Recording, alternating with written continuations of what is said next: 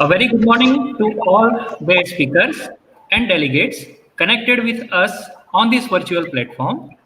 I am highly honored and it gives me an immense pleasure to extend my warm welcome to all of you on behalf of Department of Mathematics, Gujarat University, on the second day of Digital International Conference on Inventory Modeling 2020. Hello everyone. I hope you all must have enjoyed and enlightened yourself with knowledge from yesterday's lectures. Today we have among with Professor V, Professor Chuchu, Professor Gaur and Professor Sharma. I request Milan to introduce our first speaker of the day. Yeah, thank you, Dr. Akanksha. So we start this session with our first speaker, Professor Chuchuk.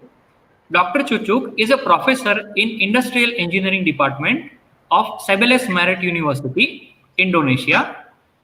He received his doctoral degree in 2010 from Industrial Engineering Department of Bandung Institute of Technology. Currently, he is a member of Production System Laboratory and also serves as the Chief of Center for Research in Manufacturing Systems, a research group at Faculty of Engineering, Sebeles Merit University, which focusing on the research of problem solving and mathematical modeling of make or buy decision, inventory management, quality engineering, product design, development, and other related research. Is going to talk on integrated decisions on sustainable supplier selection and inventory management under disruption risk. So I would like to request Professor Chuchuk to take over this segment. Over to you, sir.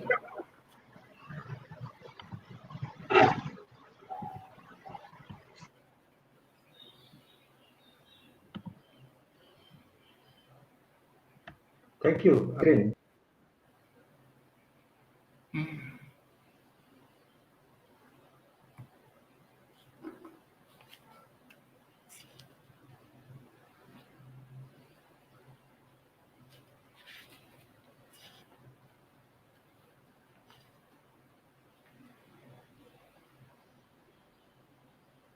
I request all the participants to stay connected with us.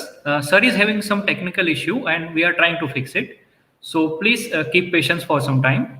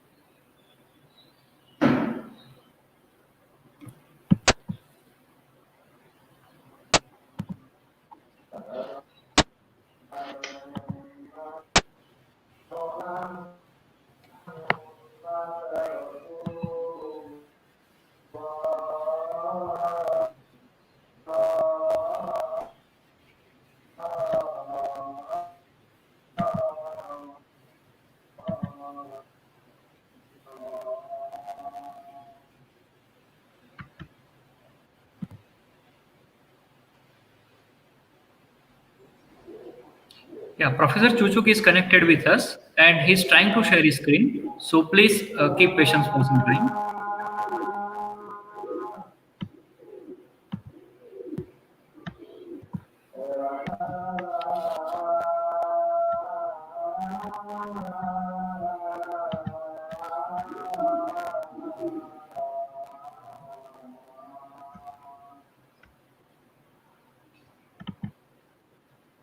Yeah, sorry. I have a connection here.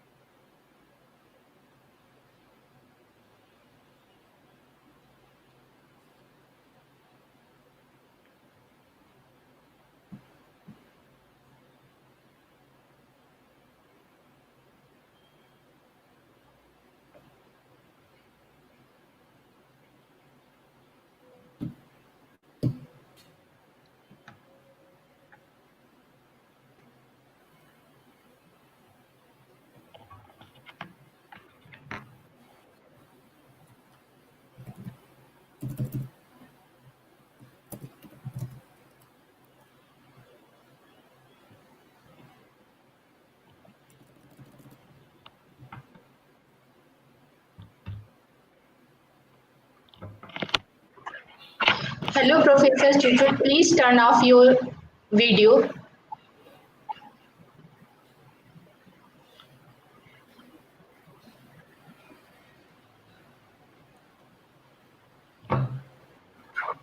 Okay, madam, I think Professor Chuchu is having some unstable connection. Let's try for a minute, and otherwise I'll start my presentation. Okay, sir. So let Professor Chuchu try for a minute. Let's see if he turns off his video and starts. It might be stable.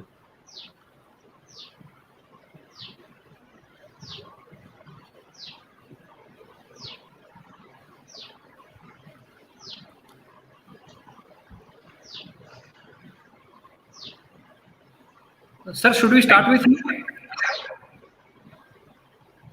Yes, yes. Okay, so participant, we are having some problem with Professor Chuchuk sir's connection. So now we start with our next speaker, Professor Ravi Gaur sir. So I would like to invite Professor Gaur sir for his talk on inventory optimization, embracing data analytics and deep learning. Professor Gaur is a PhD in mathematics from Gujarat University, India, and postdoctoral fellow of the Department of Business Administration, University of New Brunswick, Canada.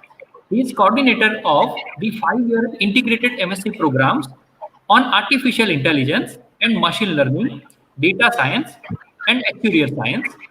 In an academic career spanning 24 years, he has taught courses in faculties ranging from science, engineering, and management. His broad research interests are in operations research, operations, finance, marketing interface, industrial engineering, and operations management and supply chain management. He has published extensively in international academic research journals with high impact factor and has 12 books in his credit, 4 of which are used as course text in the area of management, engineering, and computer science. He has about 60 publications in referred national and international journals with high impact factors and also several book chapters. He received Outstanding Service Award by Industrial Engineering and Operations Management Society, USA. He also conferred as Honorary Fellow by the Indian Institute of Material Management.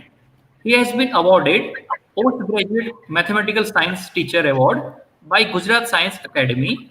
The open educational resource on operations research prepared by him have found place in the digital repository of Commonwealth of Learning, Canada, and the National Science Digital Library, India. So I request Dr. Gaur sir to please take over this session. Over to you, Gaur sir.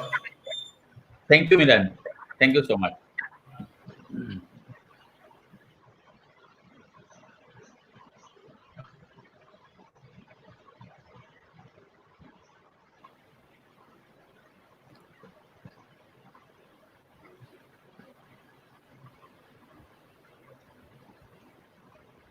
Is my screen visible, please?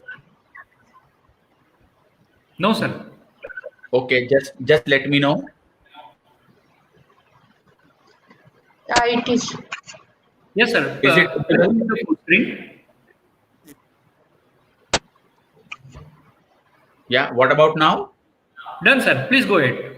Great. Thank you so much. Yeah.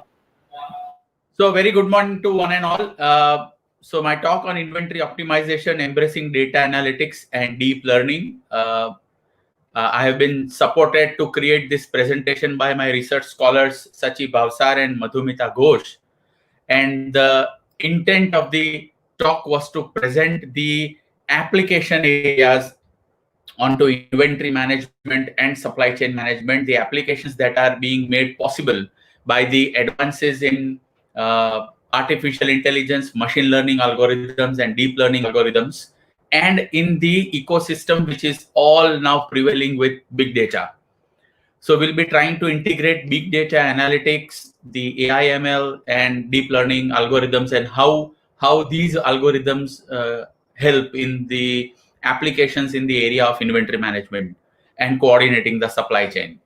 So to give a perspective, the flow of my talk will be, I'll be talking a bit about the ecosystem and some of the very recent surveys and reports worldwide that are being made in the ecosystem that will give us an idea. So when we talk about embracing data analytics, so what are the data? What is the data that we are talking about? What is the quantum of the data?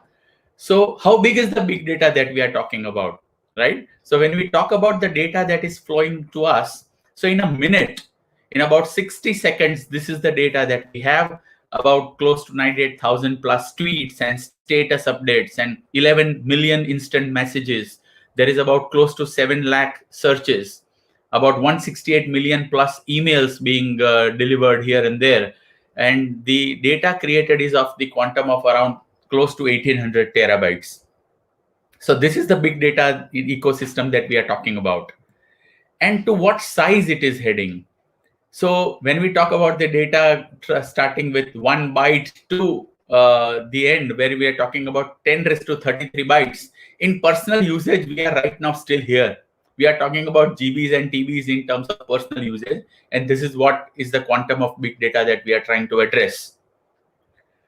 So when we talk about inventory management, and we have been now continuously talking about RFID enabled inventory management, how the cloud gathers data, and how the logistics are mapped, how the queries are addressed in the ERP, and how a dynamic inventory management system is in place.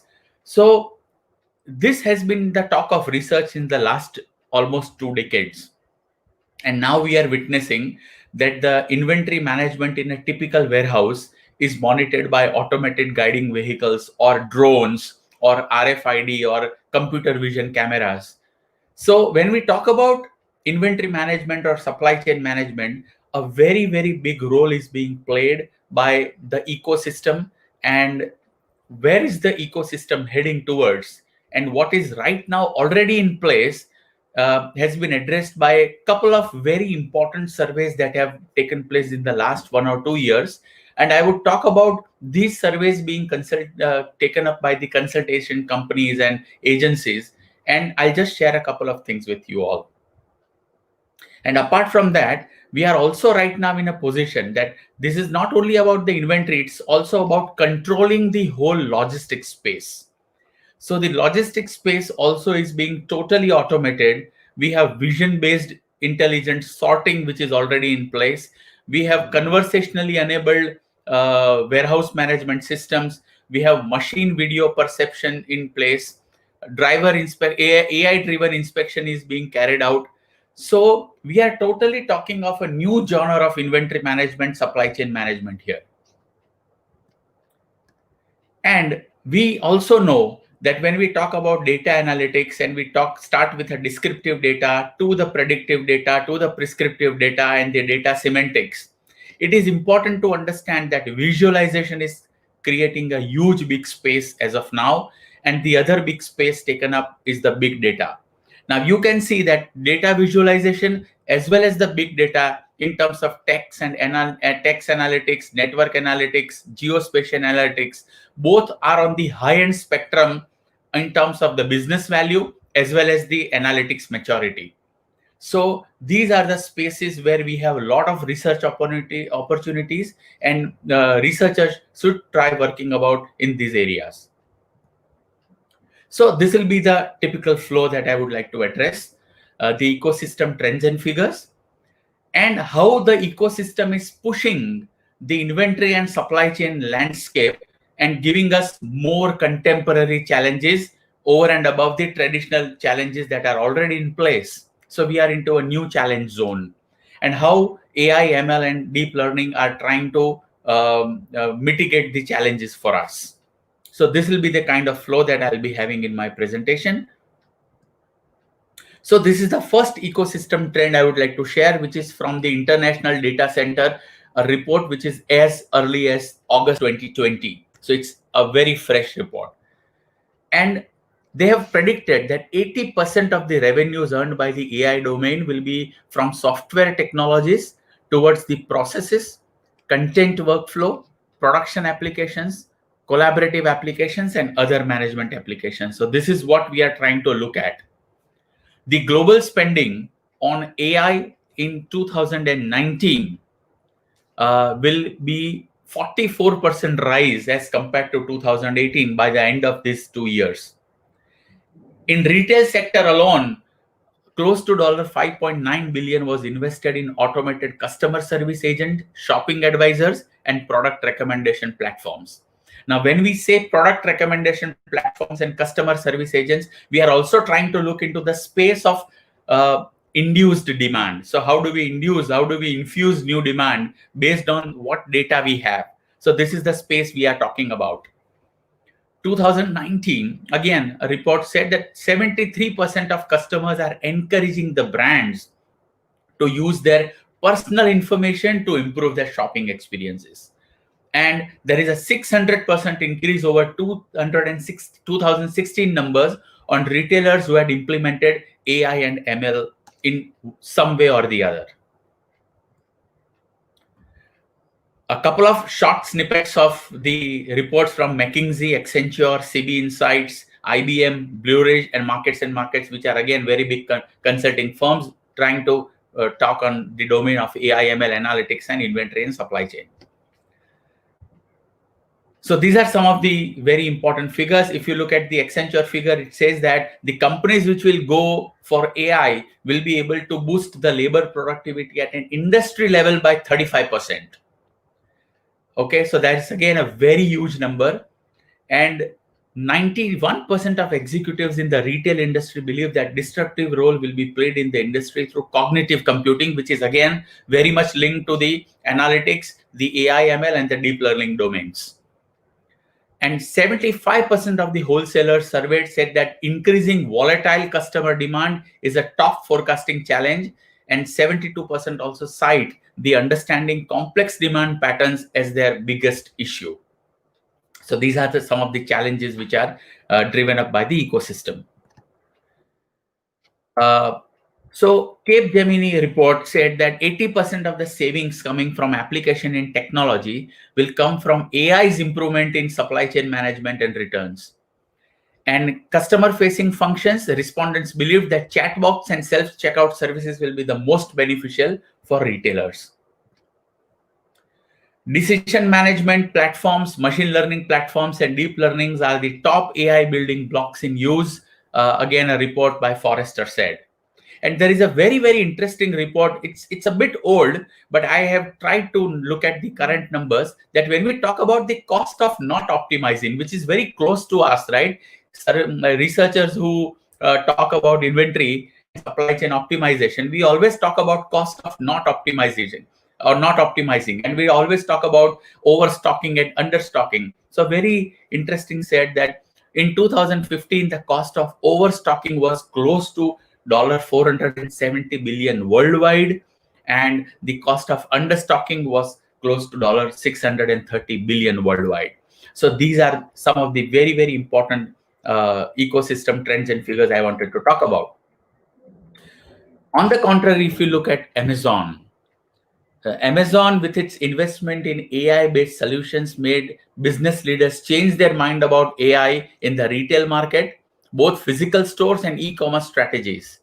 And they have surveyed and they have found out that Amazon retailers in 2016, there were close to 4% retailers who were deploying AI, ML, and analytics tools. And now that number has increased to 28%. And the Amazon has understood well the role of AI in logistics, and it has come up with the next generation logistics solution by investing high in R&D. And 80% of the patents in 2016 were on logistics network, and they are aggressive on getting patents for their cybersecurity and cloud computing efforts. So now you see that the major players, if we try to look at it, Microsoft Corporation or Google and SAP and Amazon, they are all investing a lot on cybersecurity, cloud computing efforts, patenting on logistics network, and deploying AI and ML tools. So this is the ecosystem where what we are finding out. And so we as researchers and we as practitioners in inventory, operations research, optimization, supply chain have to carefully embrace the ecosystem, because this is where we are functioning in. So now we need to look at What's the reality? Is there a skill gap? There is a huge skill gap in professionals who are well versed in all these kind of technologies, as well as the methods and functionalities. There is still a gap in terms of academics and research and theory versus application in practice, which needs to be bridged. So our inventory and supply chain traditional challenges, we all know, we always talk about the stock level, the cycle stock, having the right inventory at the right quantities in the right locations, and balancing between the inventory level and the service level. We always talk about stocks, we always talk about safety stocks, and the cost, obviously the inventory holding cost, we talk about the warehousing cost and a lot of other costs, the trade credit things, and we create objective functions, and that is cost is a very huge parameter, and we try to mitigate the demand and the supply uncertainty. But the ecosystem is pushing towards global supply chains, which are more and more getting complex. Okay, when we talk about responsive supply chain or risk hedging supply chains, functional and non-functional product supply chains, we are getting into complexities. There is a huge push by the generation of big data. We just saw how the big data is pushing us towards a different kind of a genre. And we also have to take care the managing the customer expectations. These are some of the real challenges that we are facing, and this is what the ecosystem is trying to push us towards. So in light of the ecosystem push, the traditional challenges of identifying the physical inventory, what is the how to classify the assets and products, how to determine the optimal purchase levels, how to undertake preventive measures to reduce supply chain disruption, how to reduce working capital requirements, all these traditional challenges are being pushed to contemporary challenges, that we also have to give demand driven forecasting, but we also have to embrace the structured as well as the unstructured data. We have to enable route optimization techniques, but that has to be now mapped with the GPS enabled big data telematics.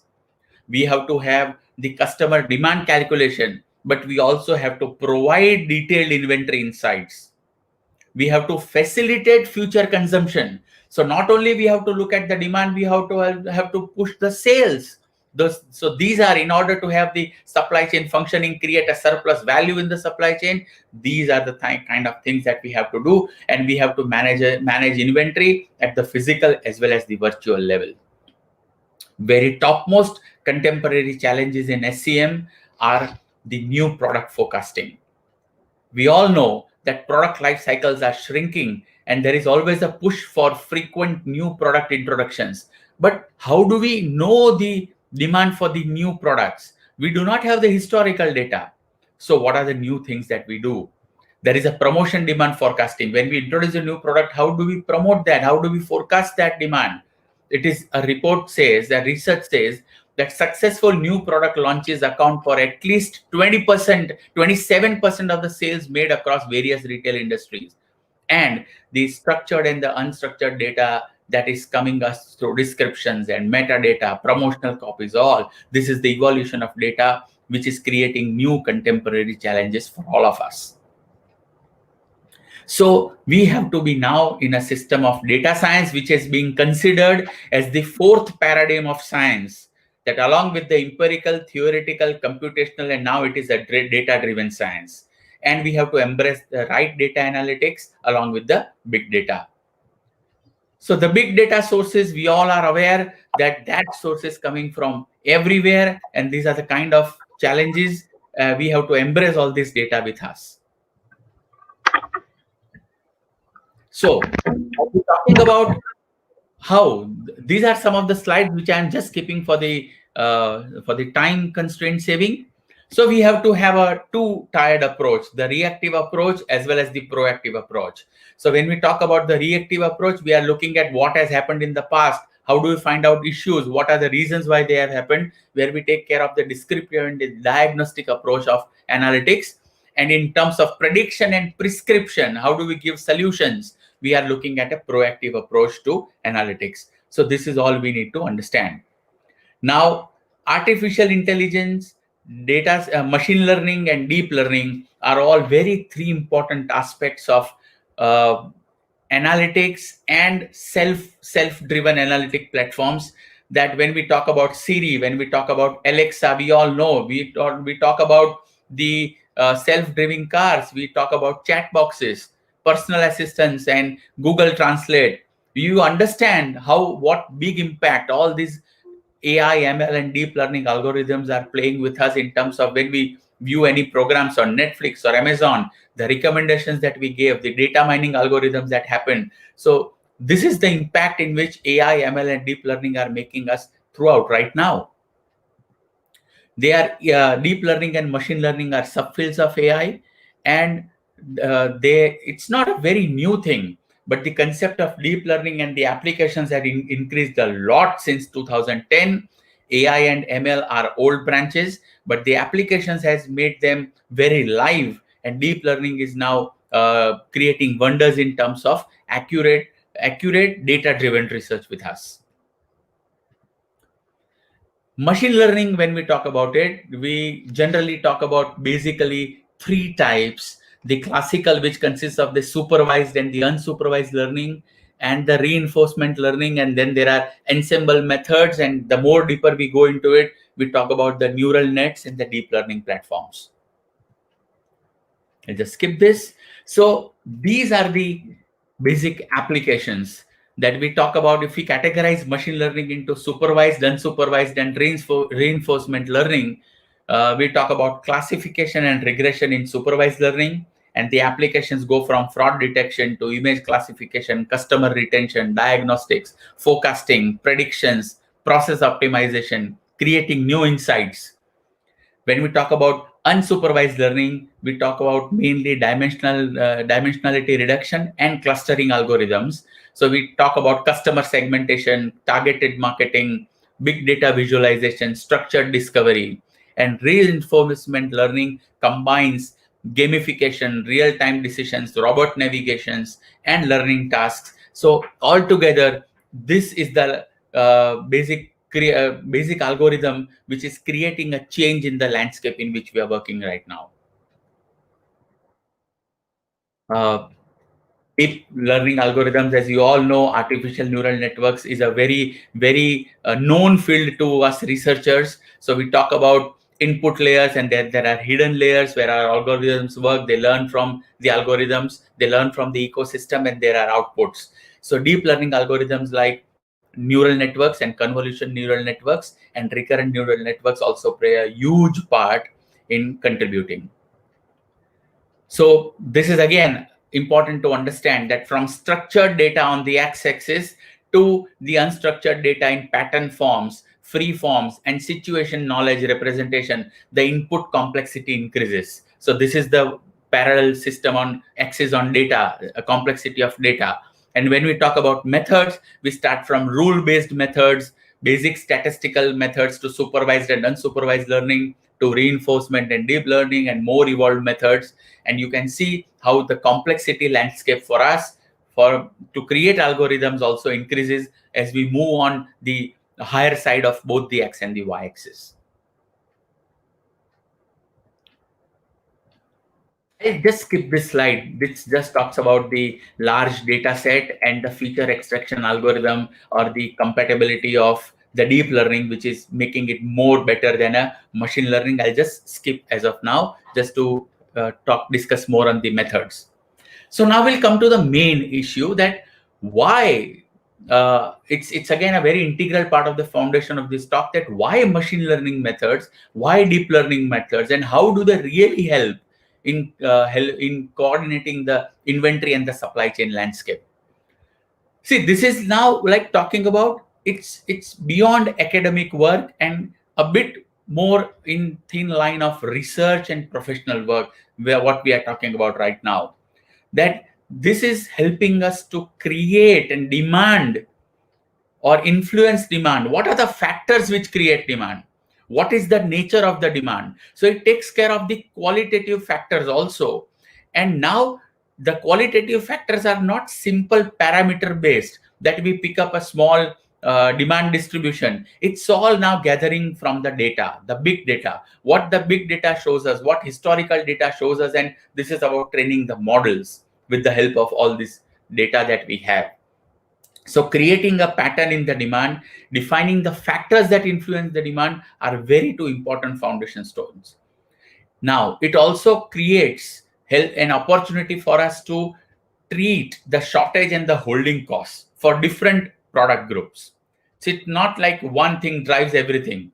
We have to understand how do we treat the cost differently, creating a range of activation and optimization functions. It helps us to define the applicability and the scope of the model. Large sensitivity analysis helps us to know that how are we driving? Is my model overfitted?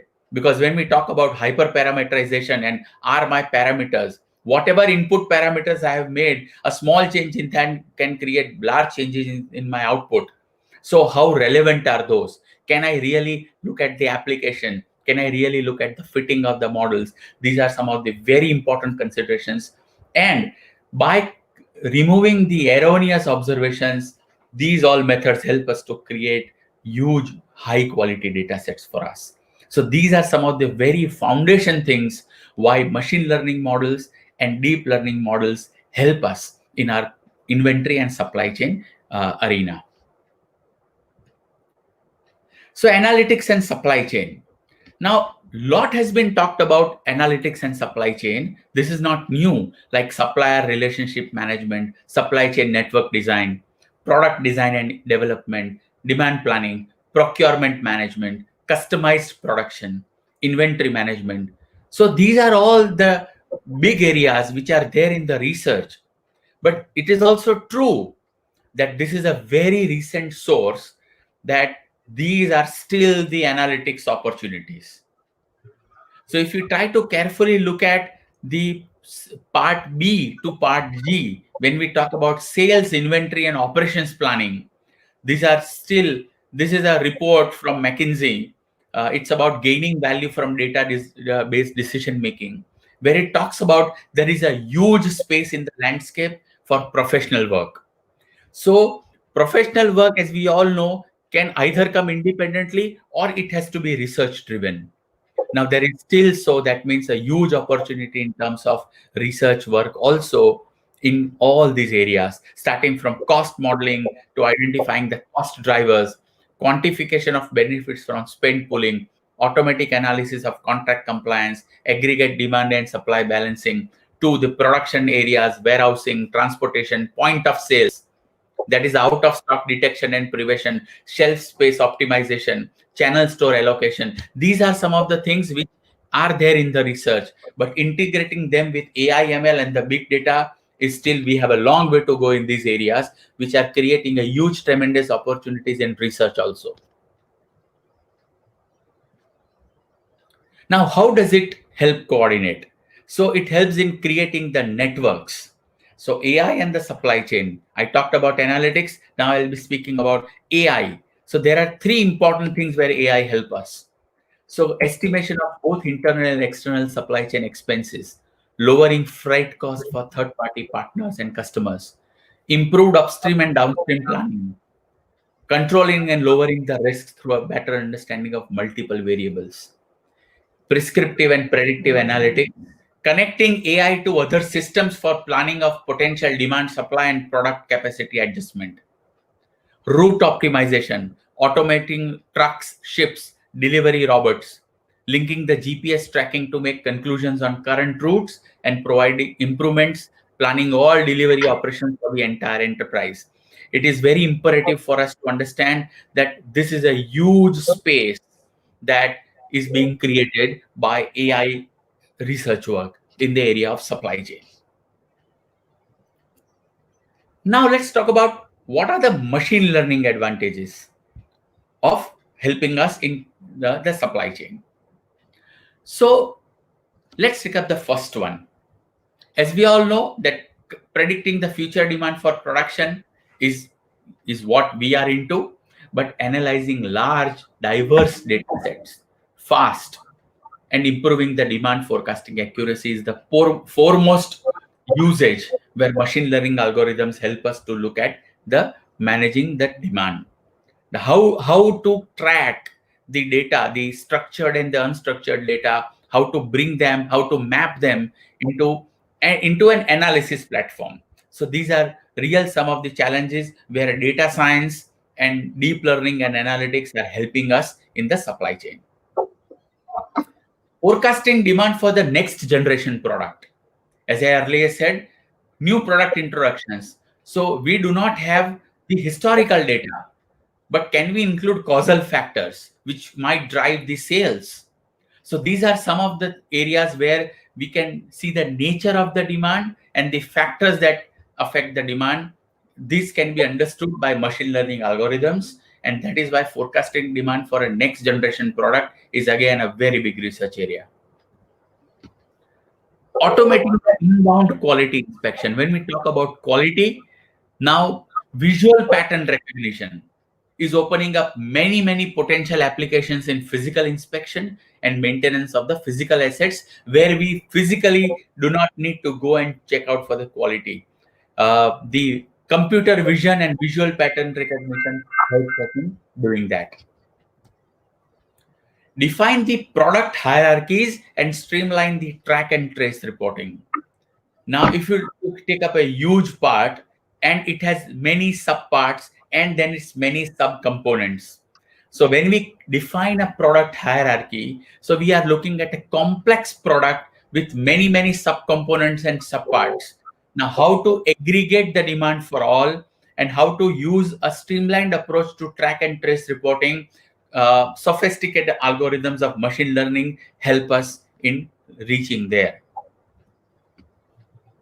Again, connected to that, how do we reduce the latency for the components and parts? This is again a big help by the machine learning algorithms.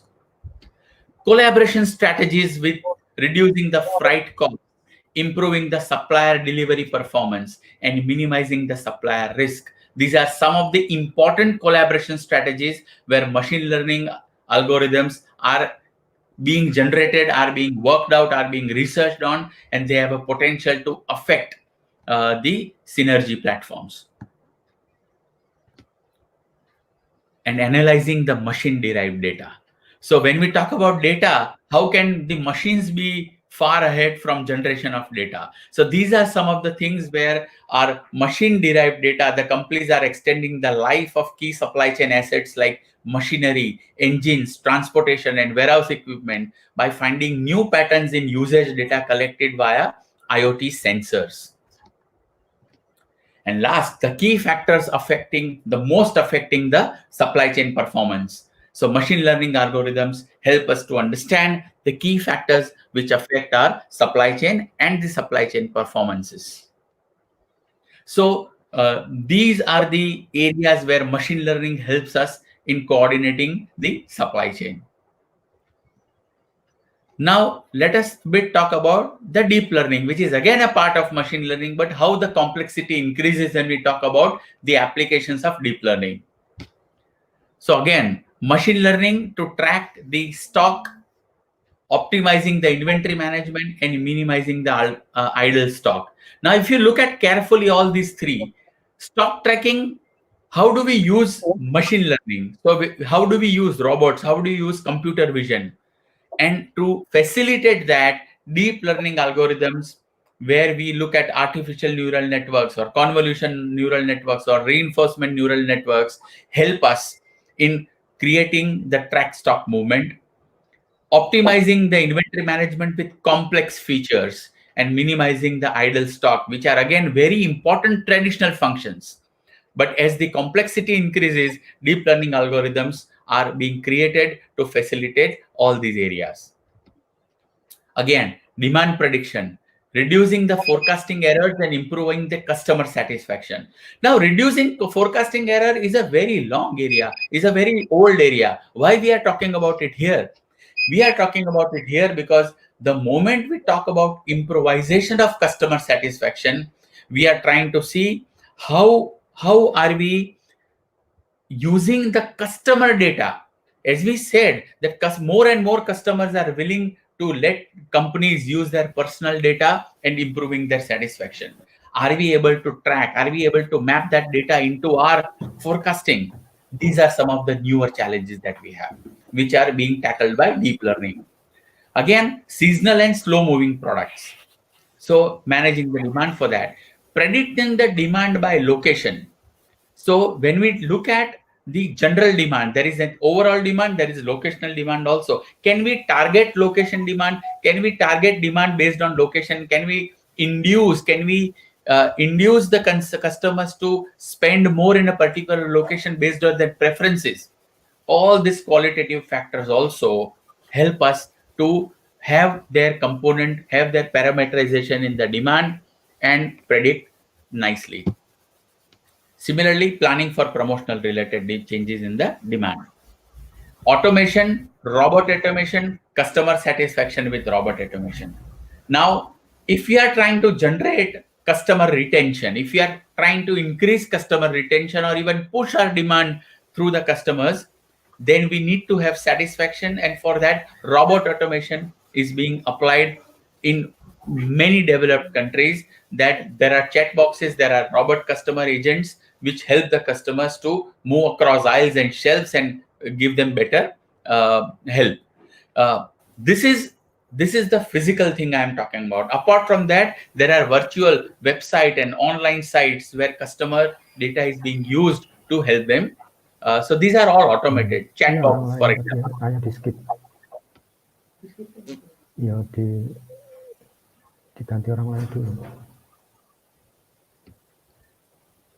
So understanding how price changes impact the item sales, how data mining improvising customer satisfaction, predictive analytics, computer vision algorithms which are trained on video data, stock counting, dynamic alerts, detecting the defects and replenishments. These are all the supply chain and inventory ecosystem which are all pushing towards creating more and more better models. If we look at predictive analytics, we are trying to look at now market macro data, the current stock levels and the patterns in the demand change, how that dynamically comes into the model. What about weather trends, social media data, and the number of days supply to stock? These are some of the new patterns, new parameters which help us to infuse the demand. So these are some of the algorithms I talked about, that how the AI, how the ML, and how the deep learning and the analytics landscape are helping us to coordinate the supply chain and the inventory. Now, if we go for particular, this is the last phase of my talk. How are they helping us? So we have been able to categorize from the research articles and the reports that if we talk about machine learning and its three main components like supervised learning, unsupervised learning, and reinforcement learning, and what are the current algorithms and what applications have been looked, and also by deep learning, this is the list of applications that we have been able to figure out where these algorithms are helping. The supervised learning area, the unsupervised learning, the reinforcement learning, which are all part of machine learning algorithm. You can see the list of applications that have been created in terms of that particular area of AI. And then you can also have a deep learning application view, starting from damage detection, chat box, and all, multi-echelon inventory optimization, price policy optimization, which are worked by deep learning models. Now, interestingly, if we try to segregate all that, if we try to now only look at supervised learning, so what are the algorithms in supervised learning which help us, or what algorithms have been tried? Now, a continuous research has to be needed. That okay, can I have an algorithm which is better than a random forest algorithm? Can I have an algorithm which is better than a support vector regression and support vector machine or a decision tree? So this is all the research now needs to be focused on, that how can we improvise the algorithms? How can we improvise our initial heuristics? Can I have a better heuristic for a particular algorithm and create a new algorithm which will help me reduce the time to create an output, or an efficient output, or a minimized risk output when for a particular application? Similarly, we have categorized the unsupervised learning applications and the algorithms. like the K nearest neighborhood, the hierarchical clustering, K-means, multi-class neural networks, Bayesian decision rules, support vector machines with histograms of oriented gradients, which help in the creating track and test data hierarchies for each supplier. Autonomous delivery fleet, principal component analysis are again used in some of the algorithms here. So how do we better that? These are some of the challenges that we have. And these are all the opportunities in research that we are talking about. Similarly, these are the algorithms in the deep learning applications. So I have the applications listed out. There are a list of algorithms, not necessarily particularly mapping the application which is directly across it, but it's a cluster of algorithms where researchers have worked, they are working towards bettering the particular applications. So now we have the applications where we have AI ML applications. How are they applied to, let's talk about inventory and supply chain. And along with the applications, we also have how are they categorized into machine learning or deep learning. And we also have a set of algorithms, how the algorithms can be improvised, how big data, how data analytics can be used along with the particular existing algorithm, how the data can be mapped from the big data sensors to our algorithms, and how can we better predict our inventory and supply chain forecasting are all the very upcoming research issues, and potential researchers can really work on that, and very fast results can be got because very less applications have we have been encountered, and so there is a huge opportunity in these areas. So just to talk about my last slide on the road ahead, we are aware about the power of operations research and the power of optimization. We need to add on the working with big data and analytics. Along with that power, we need to supplement that power and use a new dimension of machine learning algorithms and deep learning algorithms into our SCM applications. So this is what I wanted to share to the August audience and my fellow panel members. Thank you all of you for patiently listening. If there are any questions, I'll be very happy to answer. Thank you all. Thank you so much. Thank you, Professor Gaur, for such an interesting talk. Sir, we have one question from one of our participants. That in India, only DMart is running successfully and other malls are in poor state. Is it because of hard bargaining retailer or customers? Okay. Yeah, I can see it's on my chat box also by Mr. Vishal Khare. Yeah, So I would like to add, see, just to say that DMart is successful, I would not agree. Yes, the numbers might be showing, but we must understand that when it comes to retail, lot of predecessors have made their way. They have paved their way in terms of coming to retail. But it is not only because of the hard bargaining retailers. So, see, if you have an integrated system, if there is an integration in terms of our sourcing to the supply, we can bring down the cost. So it's all about optimizing the cost and creating creating a surplus value in the supply chain, which can then be passed on to the customers also. So I would say it's not about only the bargaining, it's all about the level of optimization that we are seeking, and the level of customer involvement and the retailer involvement, the right kind of sourcing partners. So supply chain, as you know, is a very big area, but the right kind of integration, right now they are successful, yes, but they are the only ones? I would not agree with that. Yes, thank you. Any other, please? No, thank you very much, sir, for your explanation. Now, Thank you. Professor Chuchuk is connected with us. So I would like to request Professor Chuchuk to share his screen and proceed with his presentation.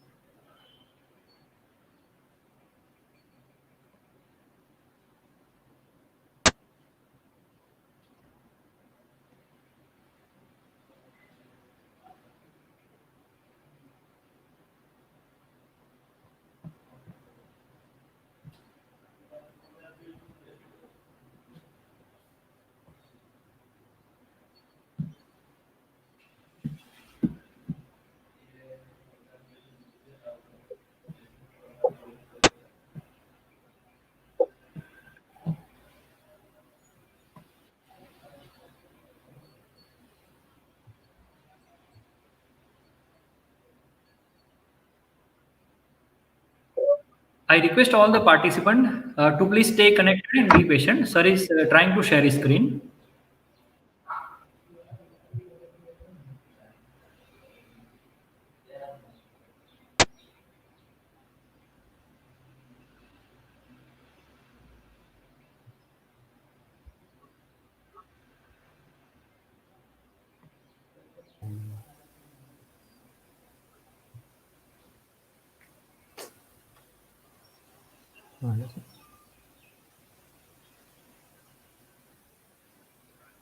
Terlalu besar ya filenya ya.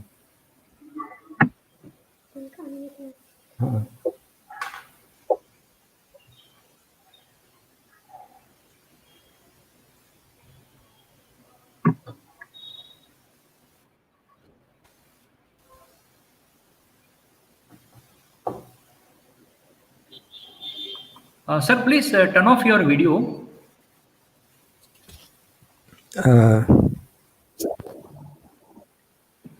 Sudah Mbak. Nggak bisa diapa-apain ini malah. Sir, turn off your video and then start sharing.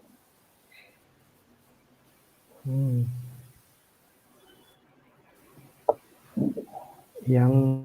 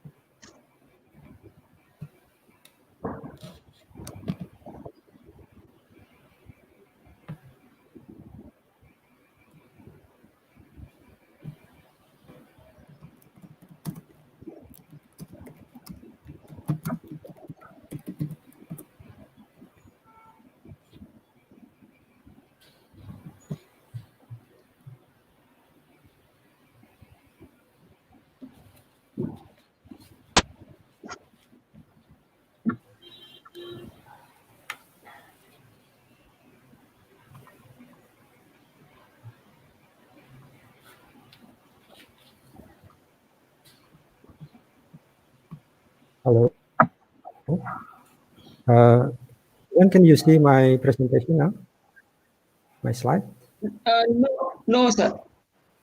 Yes, it has started. Yes, sir. Done, sir. Okay. Yes, Is sir. it now shown? Go ahead. Okay. Okay. Go ahead.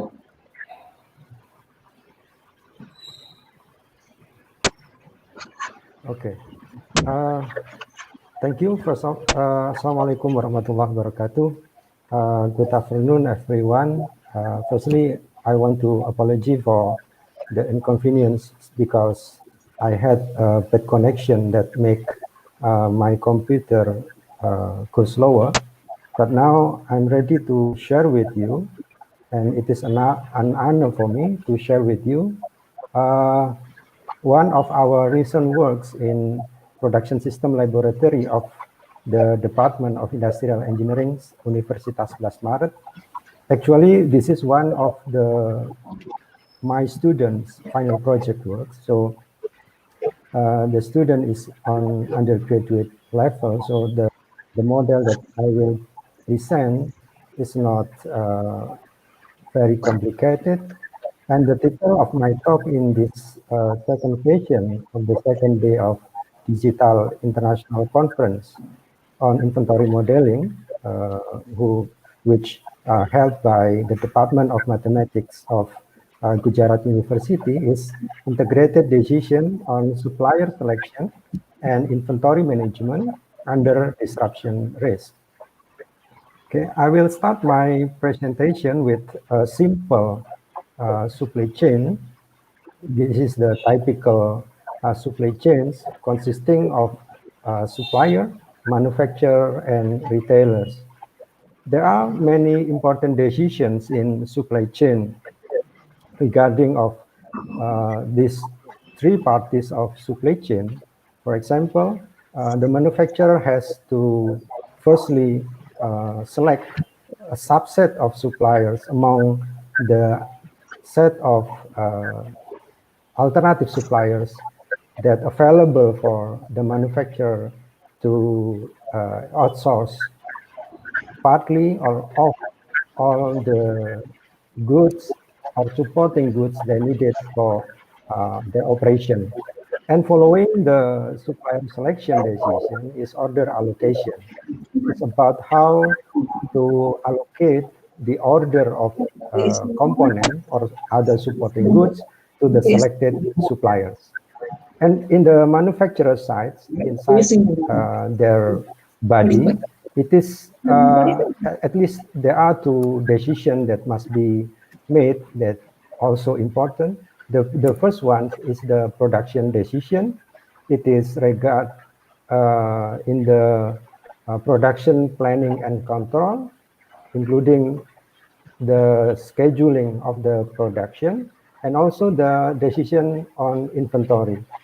And for the retailer, the problem for manufacturer is how to allocate or ship the order of retailer, because manufacturer certainly has the limitation in their resources to produce the product. So not all the order from the retailer can be met by the manufacturer. We can also edit the decision about the transportation.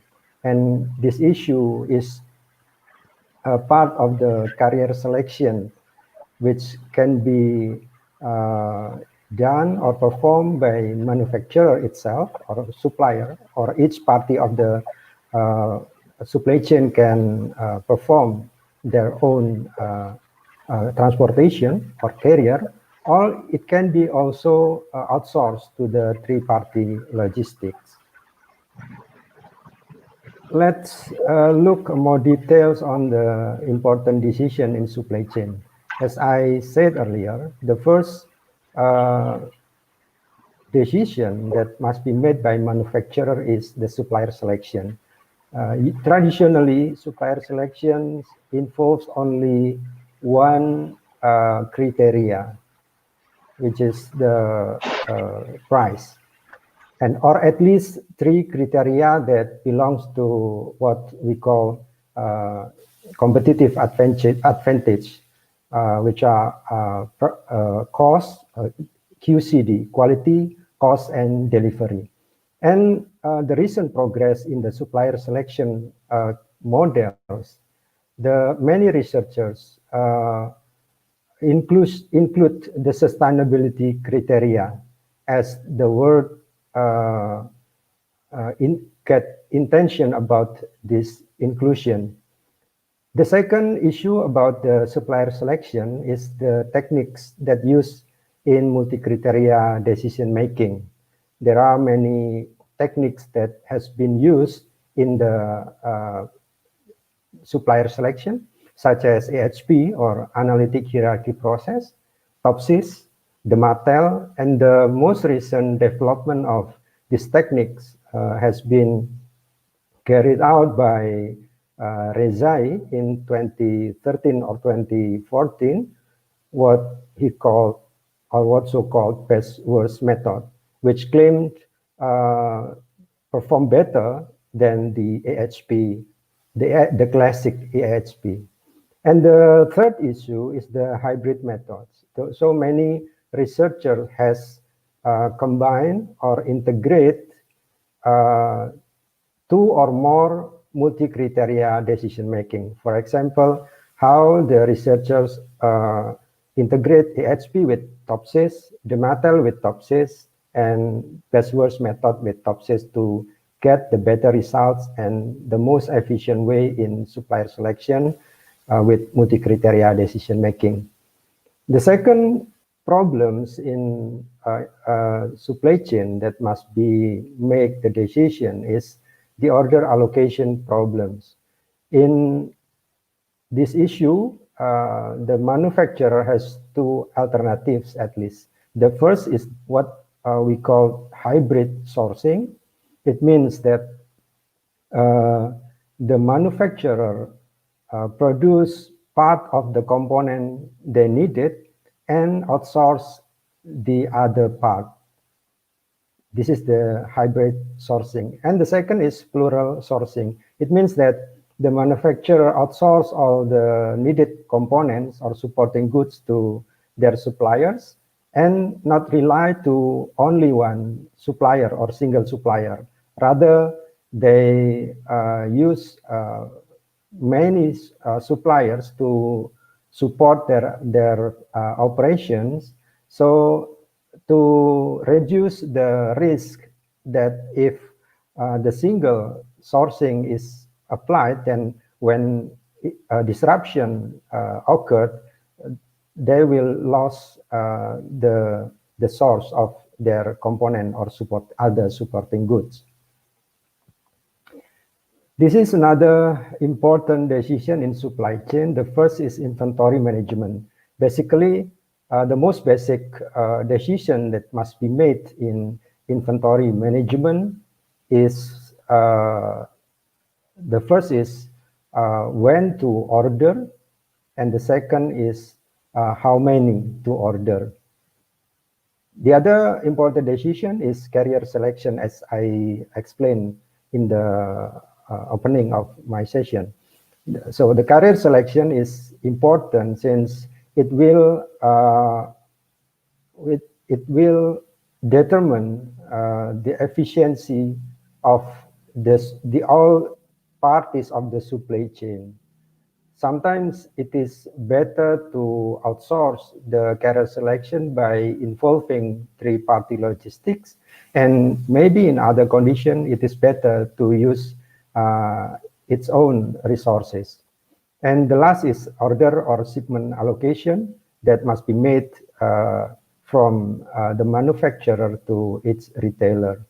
And the challenge involving this decision is how to make an integrated decision to get better performance. So not only it means that the decision not only considering each party separately, but considering all the parties involved in the supply chain. This is each supply chain susceptible to the risk. So in literature, risk associated with supply chain can be divided into two types. The first is what so-called operational risk.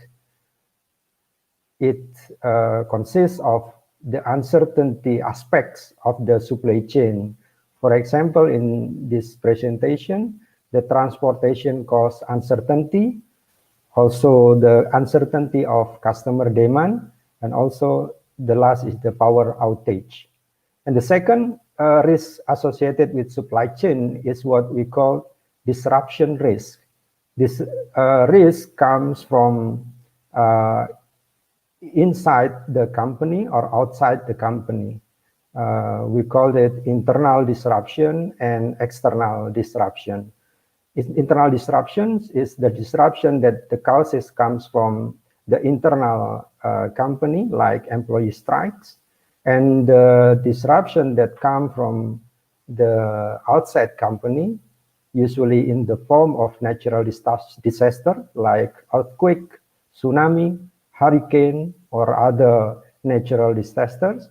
And the second is human-made threats like terrorist attacks, war, or other human-made threats that make or disrupt the supply chain. This is the example of how the disruption affecting the performance of a supply chain, ultimately the suppliers, as we can find in Lan et al. 2020.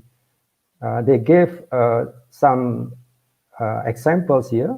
For example, in 2011, a major earthquake and tsunami in Japan shut down factories that produce electronic components for cars and then halting assembly lines worldwide.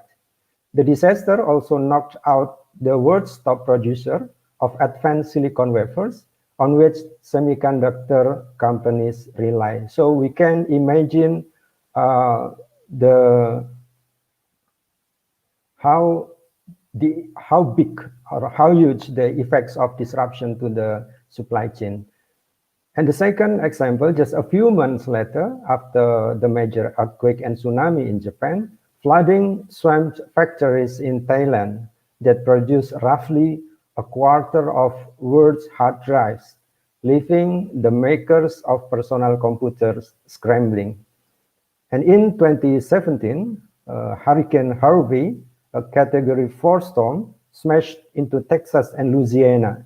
It disrupted some of the largest US oil refineries and petrochemical plants, creating shortages of plastics and resins for range of industry. And the last one is what we face today, the pandemic of COVID-19, which affecting almost all of the sector in our lives. We can make some exception for medical or healthy industries, such as the company that produces medicine, vaccine, or other medical devices that needed by the condition what we face today.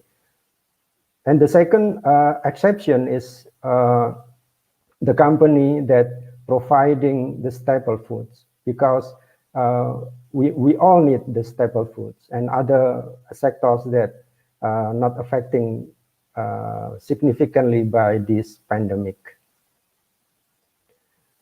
We move on to the disruption and its vulnerability. As we can see in this figure, the y-axis represents the predictability of the disruptions, while the y-axis represent the available before impacts of disruption lock-in. For example, you can see in the leftmost of the figure, the terrorist attack.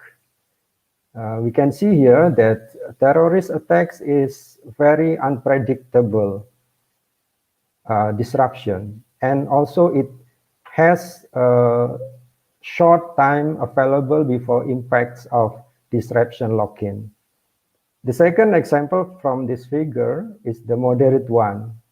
The epidemic breakout has moderate predictability of disruption and also moderate time available before impacts of disruption lock-in. And the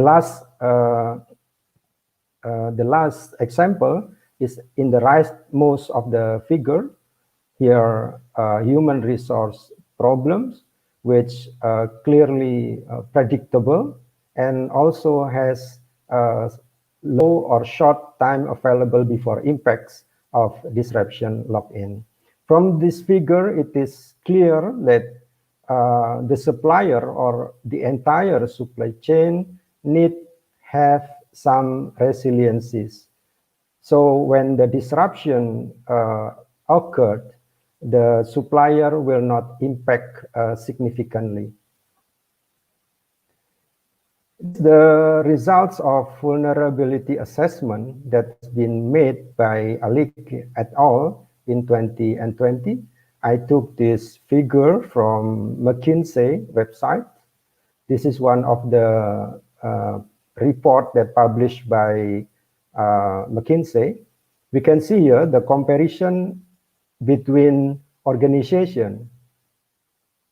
It means that the company and its respective industry, how they respect to the vulnerability. We can see here in the right column how the organization, it means that the company has lower vulnerability comparing to the industry, but with two exceptions, and the extreme exceptions is in the planning and supplier network, where the organization or single company have or has higher vulnerability than the industry. It means that the supplier or the entire supply chain as a whole must have some level of resiliencies, so they cannot impact by the disruption significantly. This is this figure I took from Nowakowski and Werbinska-Wojciechowska in 2014. They explain about 8 phases of system response due to the disruption. So we can see here in the x-axis is the time and the y-axis is the performance of the supplier. The first phase of the system response is preparation. We know that some disruption, as I explained before, is clearly predicted, and the others are not predictable. So regarding of these 2 kinds of disruption, the company or supplier has to prepare, to make preparation, what they should do when the disruption is occurred. The second phase of the system response is the disruptive events. This is the time where the disruption occurred, and it will have an initial impact to the supplier. You can see in the right of this figure the initial impact. So the disruptive events will have an initial impact, a sudden impact to the supplier capacity. So the capacity of the supplier will getting down here, decrease according to the occurrence of the disruption. And in the fourth phase, the company or the supplier will or must do what we call first response. This response is aimed at saving lives, for example, or any activities that must be performed to cover the problems in a short term. After that, the company or the supplier must make the preparation for the recovery. But before that, this is the timeful impacts where the capacity or performance of supplier will decrease significantly until a certain level. And after that comes for preparation for recovery, means that the supplier will make any attempts or will build many activities to recover their capacity or performance to be back to their initial performance. You can see here after preparation for recovery, then the supplier, the capacity or performance of the supplier will recover until sometimes the performance will back to normal again. But in some sectors or some suppliers maybe, the disruption still have long-term impact. It means that the performance of supplier cannot attain their or back to their initial performance. To model the probability of supplier fails or operates, Hosseini et al. In 2019 proposed what so-called probabilistic graphical model. It based on a Bayesian model. This is an example that I took from Hosseini et al. 2019. Suppose that there are 2 disruptive events denoted by E1 here and E2 with respective occurrence.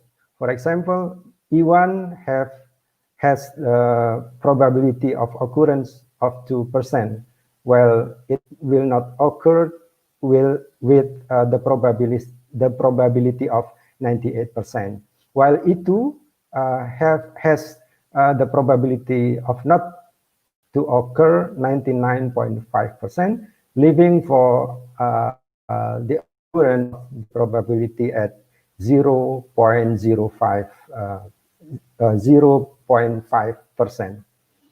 So to determine the probability of supplier fails here, we need what in conditional probability table or CPT at we can see in table 1. In this table listed all the combination of the occurrence or not the occurrence of the disruptive event and its impact to the suppliers. So the probability of supplier fails can be calculated by the summation of probability of supplier fails given the event 1 and event 2, and times probability that event 1 occur or not occur, and times probability that event 2 occurs or not occurs respectively. So after we made a simple calculation, we can find here that the supplier will fail due to the occurrence and not occurrence of E2 and E1 will be at 1.031%, and the probability they can operate normally at 98.989%. This is the supply chain resilience. According to Ponomarev and Holcomb in 2009, they defined resiliency or resilience as the adaptive capability of the supply chain to prepare for unexpected events, respond to disruptions and functions. And they also explained there are at least 3 strategies to design the resiliency of supply chain. Sorry.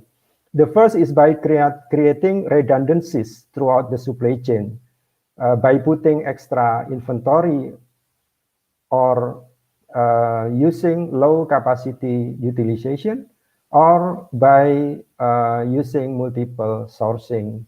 But some of the redundancies need some investment or maybe extra fund to perform. And the second strategy is by increasing supply chain flexibility. It means that the supply chain must provide flexible transportation modes under disruptive event, and then also use concurrent instead of sequential process in decision making, and also procurement strategies aligned with supplier relationships.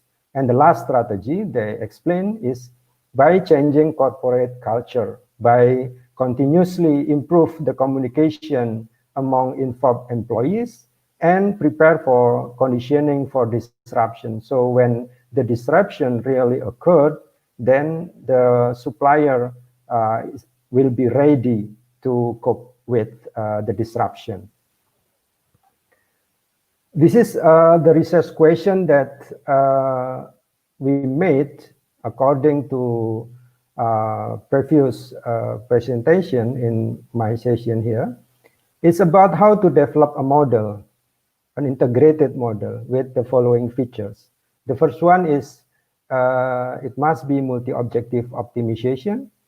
And then the second, solve sustainable supplier selection and order allocation. The third, it is considers internal and external disruptions.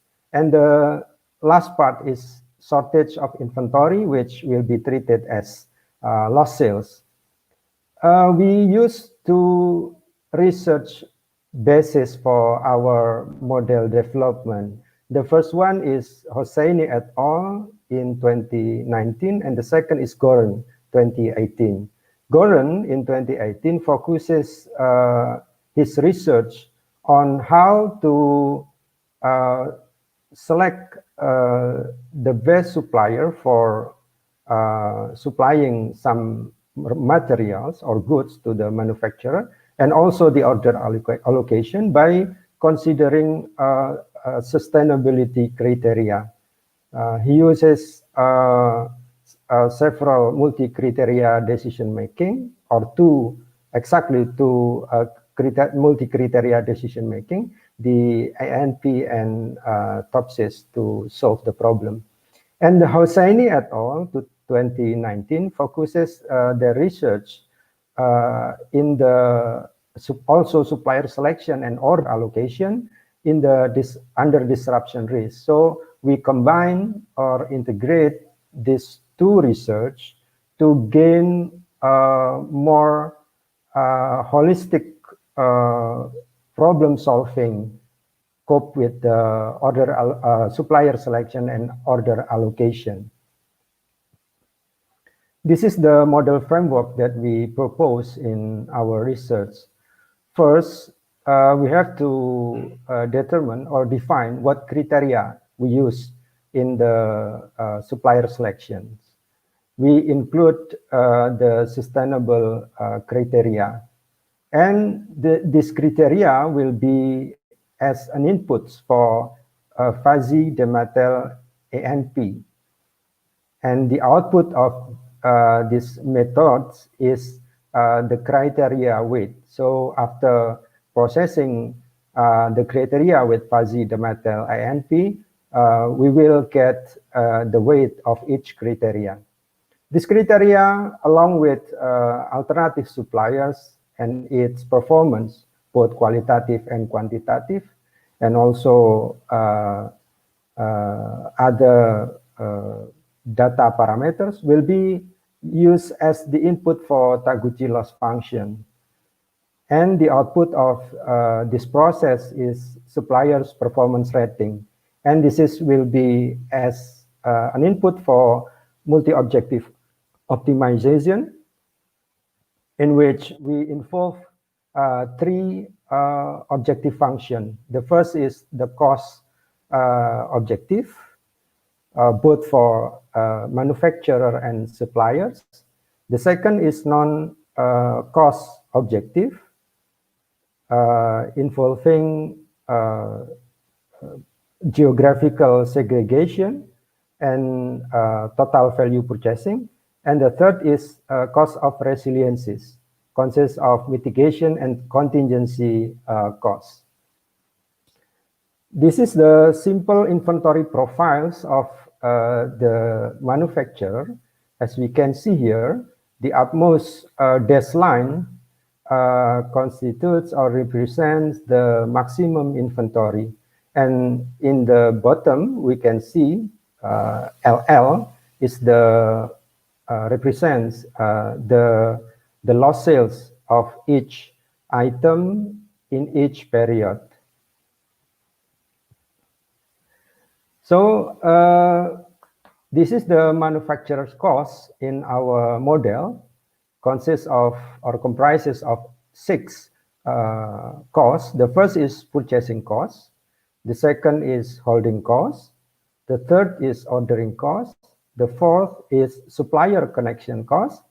The fifth is transportation cost. And the last for this manufacturer cost is the lost sale cost. And this is the supplier's cost. We can see here, we involve 6 supplier's costs. The first is additional capacity cost. The second is restorative capacity inventory cost. Restorative capacity investment cost. The third is disruption cost, and then supplier recovery cost, supplier operational cost, and defect penalty cost. And this is what so-called resilience cost. There are 2 components of this resilience cost. The first is mitigation cost. This cost is the expense to reduce the vulnerability of the supply chain. And the second is the contingency cost, to enhance the recoverability of the supply chain including the suppliers. As we can see in this presentation, that the equation to calculate both costs has the same equations. So it means that this cost actually do not separated or do not different, but it has it has a fraction here. For example, in the contingency cost, we have eta. It means that eta is the fraction of the cost that must be paid or expenses by the manufacturer, and the remain of the cost will be bared by the suppliers. And this is the non-cost objectives. The first is total value purchasing, or TVP. This total value purchasing is come from the output of the first stage of our research. This is the output of performance rating of the supplier. So using the total value purchasing, the higher the ranking of the suppliers, the more the manufacturer will order the goods or the components to them. And the second is geographic segregation.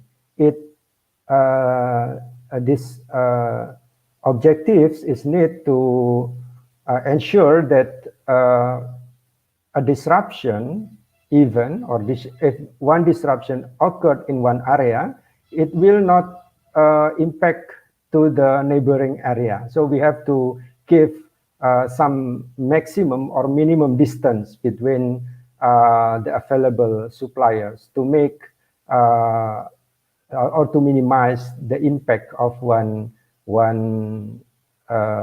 disruption in one area to the neighboring area. We're sorry that we cannot explain to you or give you the constraint of the models. We involve many constraints in this research, maybe about 20 or more constraints, and due to the nature of the research or the model, in which this is multi-objective optimization and included in mixed integer programming. So it will need a long time to run the model using a standard computer specification. Actually, we developed the program using Python software in this case, and it needs more than 3 days to run the model until we get the optimal solution.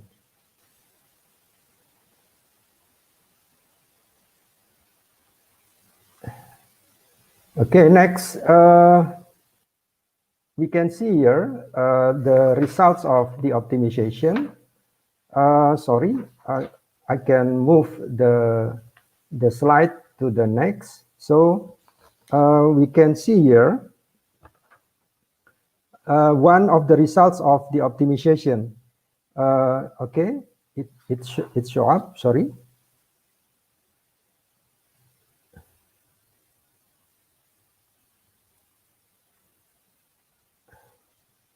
Okay, as we can see in the optimization results, in the first column of the table, it is the representation of disruption scenario. So we developed 5 different scenario for the disruption and its effect to the suppliers. So instead of using the approach or the graphical probabilistic model by Hosseini et al. 2019, rather we just generate some uniform probability density function based on uniform probability density function to get the probability or the stochastic nature of the disruption and its effect to the suppliers. As we can see in the table here, supplier 1 was selected in period 6, 7, 9, and 10 with the amount of order from the manufacturer respectively 125, 129, 102, and 114 units respectively. While supplier 5 was selected to supply the item in period 5 and 8, while supplier 6 supply for item 1 in all periods from period 1 until period 10.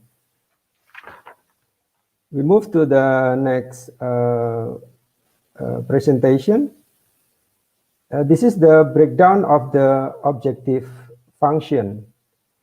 As we can see in the table, almost 70% of the costs must be bared by the suppliers, and it is makes sense since the highlights of the model or the model is highlighted the suppliers, not the manufacturer, and the remaining of the cost, which is about 20%, must be bared by the manufacturer. Okay, and the last part of my presentation is the inventory level of the manufacturer. We can still move on this research by considering several aspects in supply chain. For example, how to include the carrier selection in this model that we have been developed. Or we can also consider the closed loop supply chain by involving one or adding one party in the supply chain, which has responsibility to turn back the used component or the used products to the manufacturer. And we can also involving some uncertainty condition in some aspects of the model. So this is all my presentation. Thank you for your attention, and I return the time to the moderator. Thank you.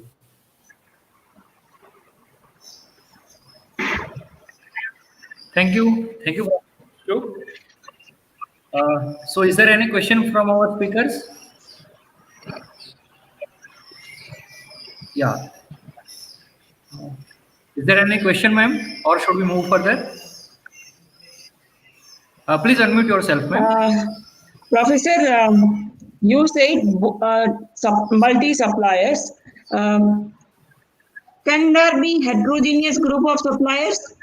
In the sense, some suppliers have uncertainty and some does not have. Have you incorporated this type of scenario? Okay. Actually, our model deals with multi-supplier, so multi-item, multi-suppliers, multi-period with 5 scenarios.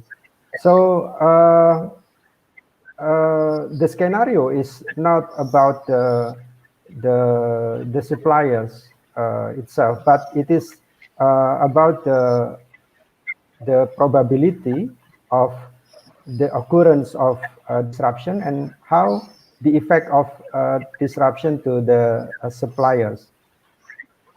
And we allow for the system in the supply chain that we consider to determine multi-suppliers, ma'am. So, and we are sorry that we cannot give you all the results of the optimization model.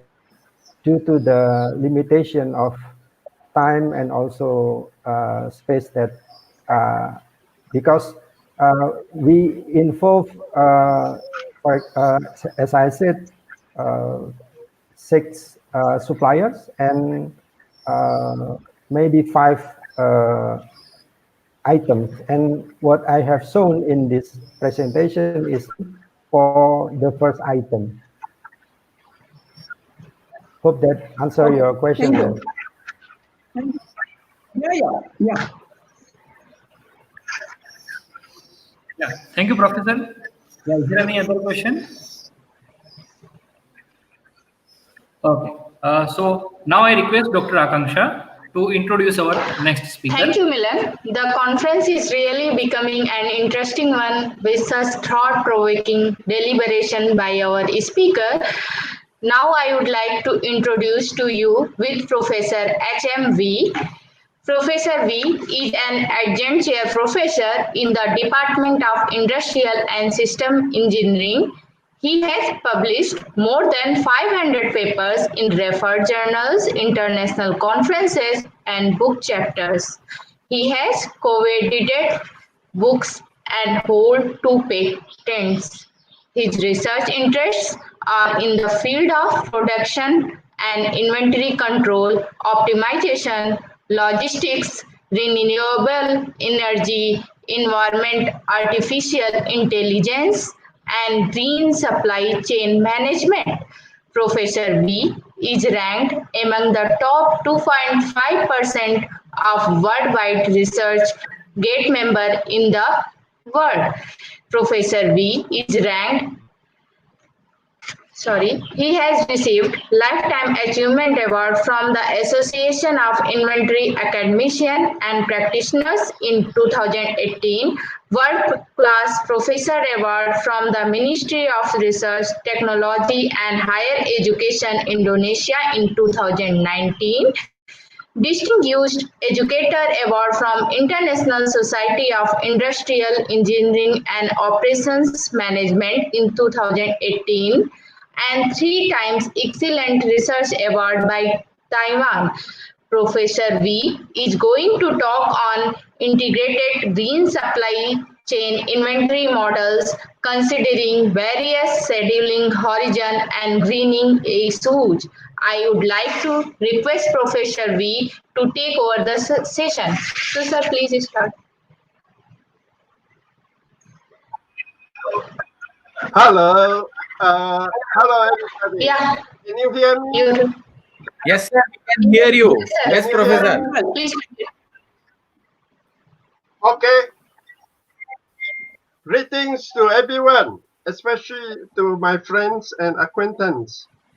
I want to thank Professor Nita and the organizer for this organizing this wonderful digital conference, and also to thank you for everything you have done for this conference.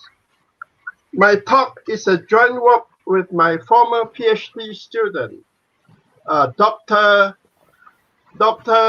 Chong.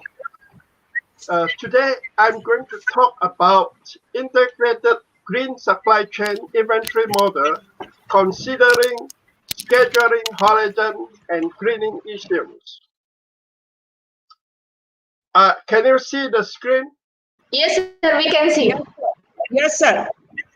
Everything is perfect. So the outline is the problem, motivation, research purpose, research scope, conceptual model, general assumption, model development, concluding remark, and future research. In this talk, I will share 3 models. The first 2 will be just a conceptual model. The last one, I put in some numerical analysis. The problem motivation, due to the shortened product life cycle and increasing competitive pressure and environment consciousness, the issue of integrating supplier and partner should be addressed in the operating process of the supply chain. The elements such as design of product life cycle, operation life cycle, organization performance, and environment consciousness in business practices serve as a foundation for decision maker in managing green supply chain.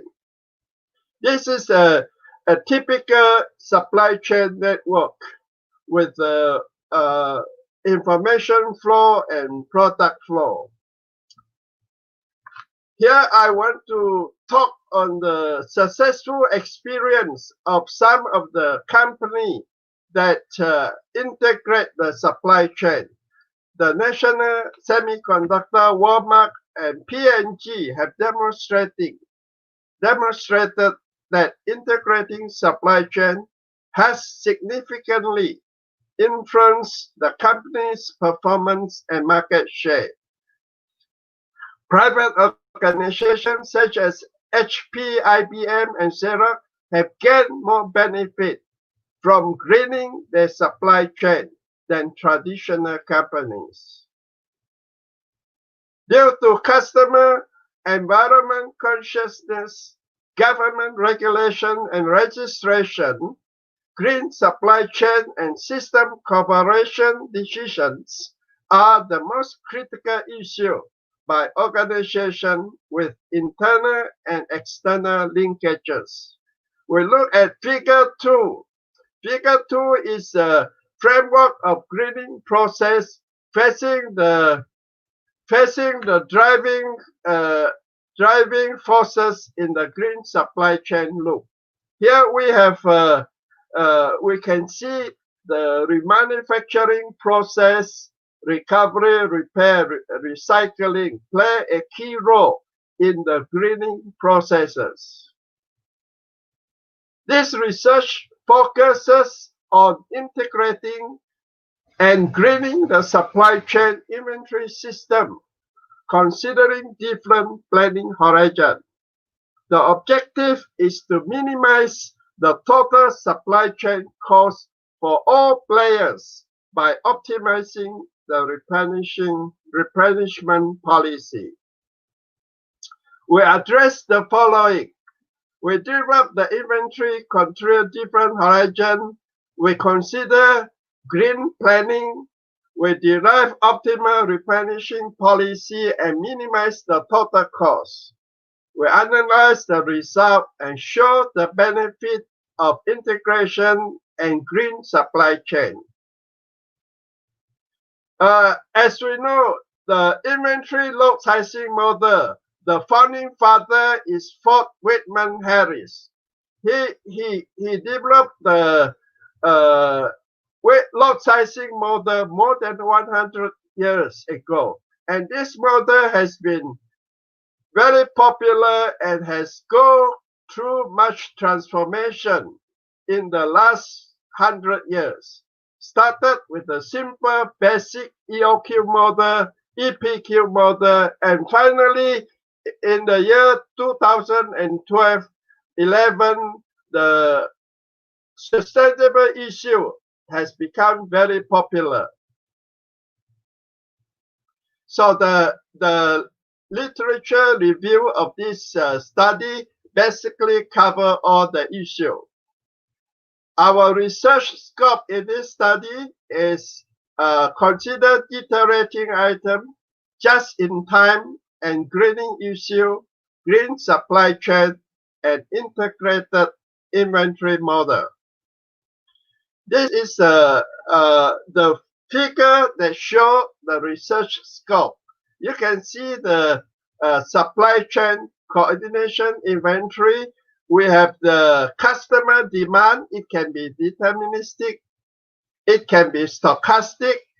The planning horizon can be long-term, short-term, or single period.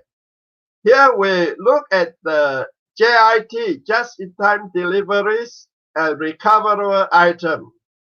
Certain issue we also consider stock depending, selling, and recovery. We also look at the short term for life cycle value and reverse manufacturing. Finally, we'll integrate some of the green supply chain coordinating issue in the model.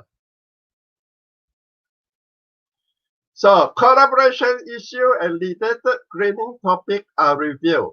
There are deteriorating item JIT, supply chain and green supply chain issue, integrated model, life cycle value design, recovery and remanufacturing. The conceptual model, we use the method of time-weighted inventory. That means the inventory not only depends on the quantity stored, but also depends on how long you keep the inventory. We use differential equation with boundary values, iterative procedure, and Hessian matrix to show the convexity or concavity of the function. The general assumption of our model, we have a planning horizon is known, lead time negligible, single item, deteriorating item, and product rate and demand rate are deterministic. And of course, production rate is greater than demand rate. The deteriorative are not replaced. Deteriorating of units is considered only after they have received into the inventory. The manufacturer and retailer have complete information of each other. Replenishment is instantaneous. In Model 1, we develop an integrated model with just-in-time JIT, delivery, and other costs. The model is shown in the figure. As you can see, the JIT, just-in-time delivery from the finished goods and also dispatching plan, inspection, information, raw material to the buyer. Okay, buyer and supplier relationship. Problem description. Distinct from average inventory level concept, our study proposed using time-weighted inventory approach to deal with the time-weighted holding costs. So this is the time-weighted model for our system. We have the supplier's inventory level, the buyer's inventory level, with considering the time weight. Our decision variable is delivery cycle per batch for the buyer and the number of deliver per cycle, TB and N. In this study, I'm not going to go into detail of numerical example. I use the final conclusion to show the Model 1. Deteriorating rate increases, delivery time interval should be shortened.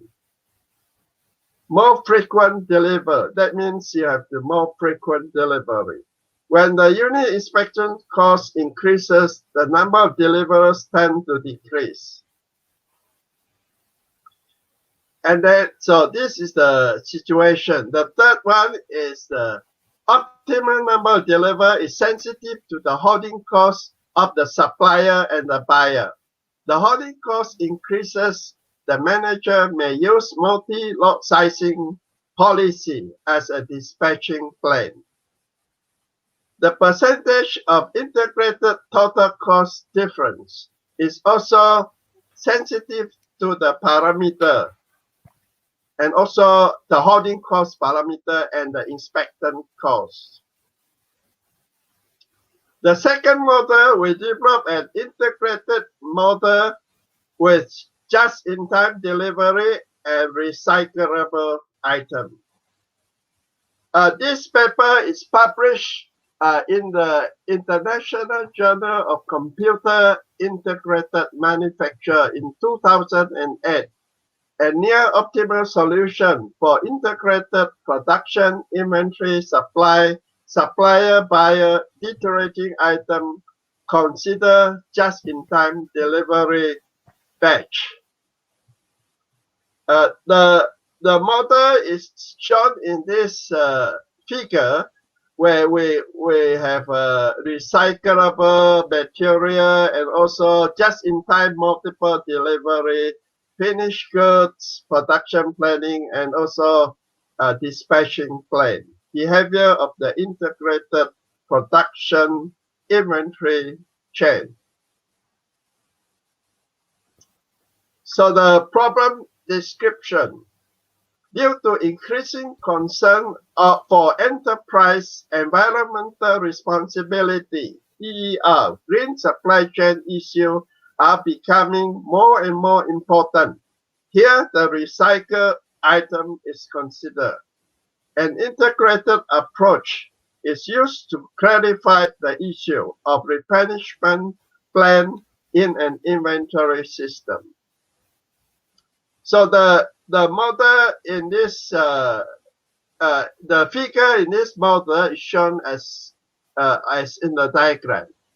Supplier inventory, recycle item inventory level, and also buyer inventory level. So here we have three decision variables. The deliver cycle per batch for buyer, number of deliver, and Y is the number of delivery for recycled item. When the deteriorating rate and recyclable item ratio increases, the total cost increases sharply. In practice, when deteriorating rate and recyclable item ratio increases, the delivery time should be shortened. That means we have more frequent delivery. The unit inspection cost increases, the number of deliveries tend to decrease.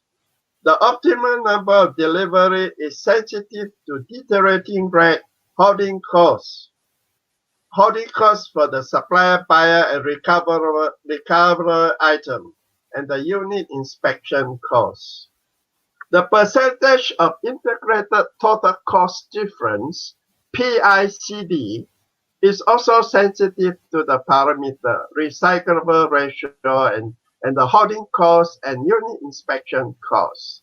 The recycle item ratio increases, the number of delivery batch for the recycle item increases, and the multi-lot size policy may be used as a dispatching rule.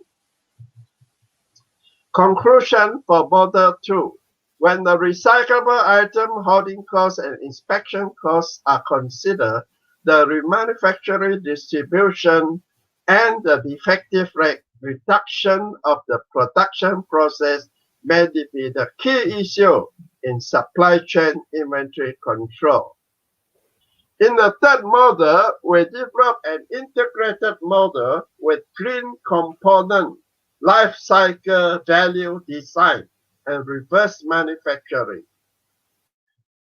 Here we have three related papers published. One is International Journal of Production Research, Optimizing Replenishing Policy for an Integrated Production Model, Deteriorating Model, Consider Green Component Design and Remanufacturing.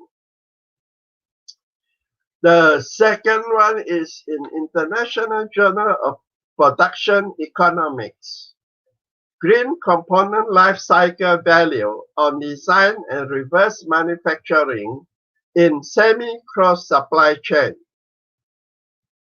The third one is in International Journal of Production Economics in 2011, Short Life Cycle, Deteriorating Product Remanufacturing in a Green Supply Chain Inventory Control System.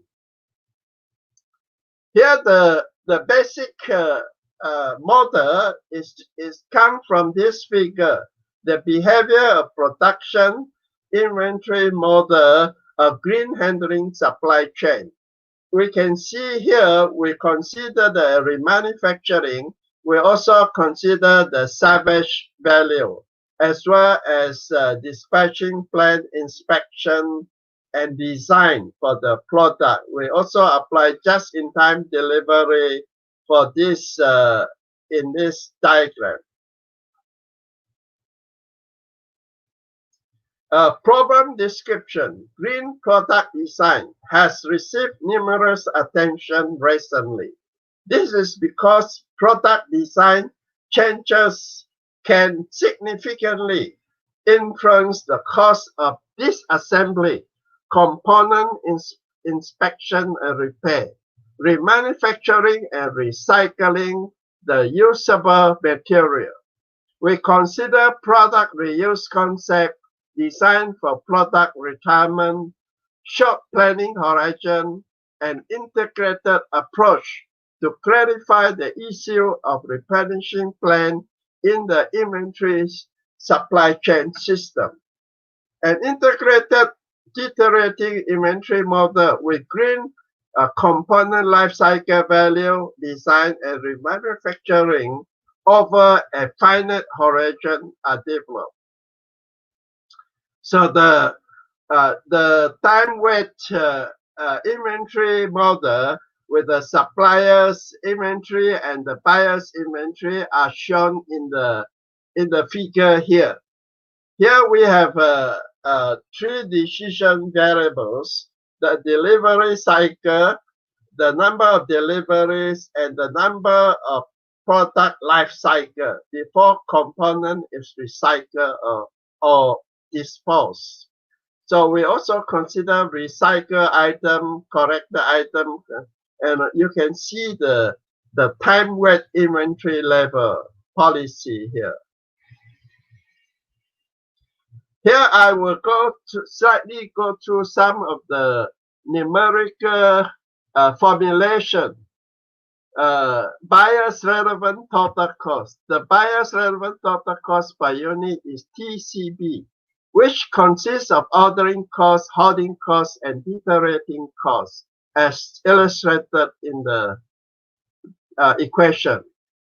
The buyer's relevant costs consists of setup costs, holding costs, item costs, costs of less flexibility, and inspection costs. Remanufacturing costs is as follows. Summing the total cost of the supplier, the buyer, and the remanufacturing cost yields the total cost as follows. So you can see there are quite a few variables. Here we use a Taylor's expansion to simplify the equation. And then we use the positive integer n and m. We can write the function as follows. The property unique solution for a given number of n and m, n greater than 1, m greater than 0, they are strictly positive. A are constant and they are strictly positive. The green supply chain inventory has a unique solution and is convex in TB. So it shows the iterative scheme of the model. We differentiate and have a t value. When A2 is non-negative, we have this equation. For a given n and TB with the non-negative assumption and the constant assumption, the green supply chain inventory model has a unique M. The opti-M can be derived using the following. Here we use the heuristic approach to solve the problem. The solution procedure is as follows. Step 1. For a range of M, initialize M and start with the feasible M equal to 1.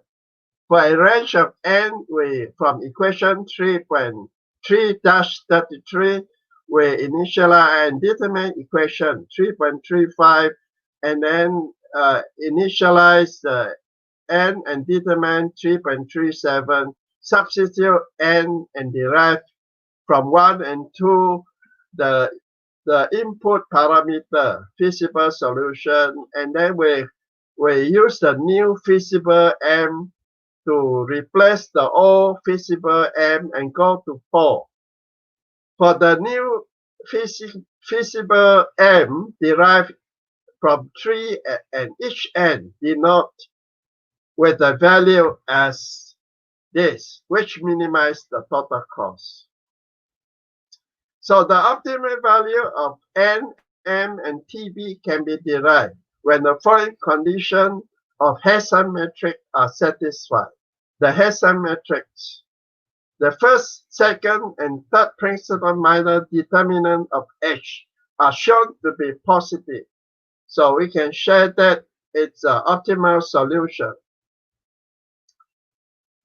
So this is the optimal solution. We have for different M, and we continue to find the optimal M with the minimum value for all N and M using the iterative process.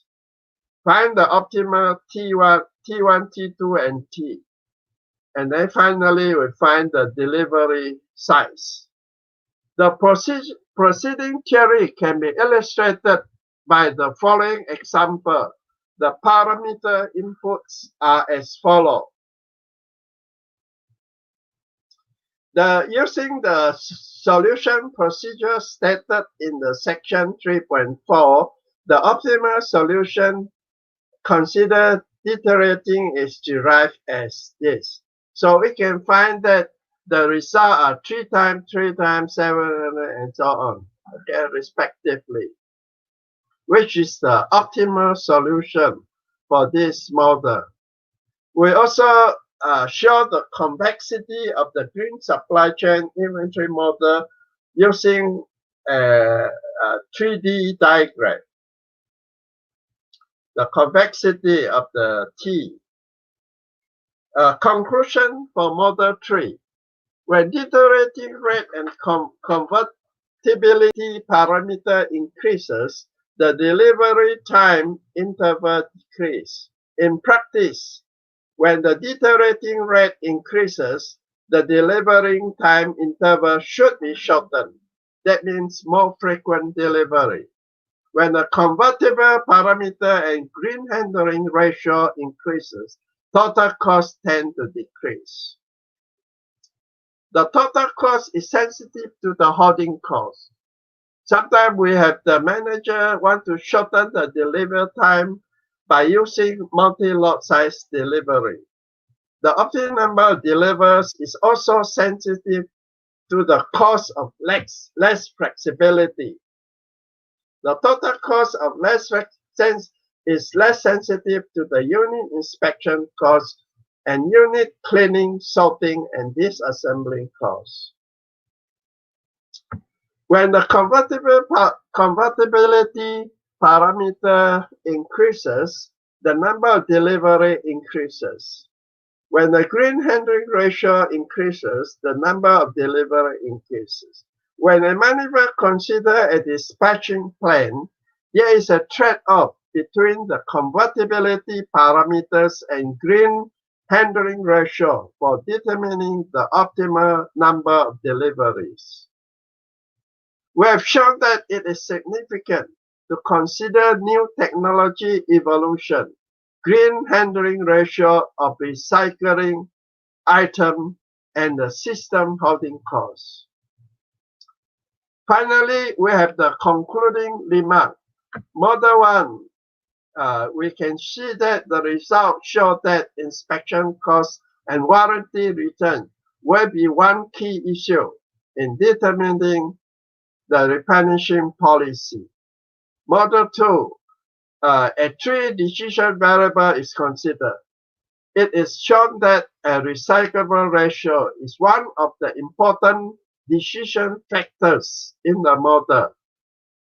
Model 3 consider product with green component life cycle value design to optimize the multi-stage supply chain.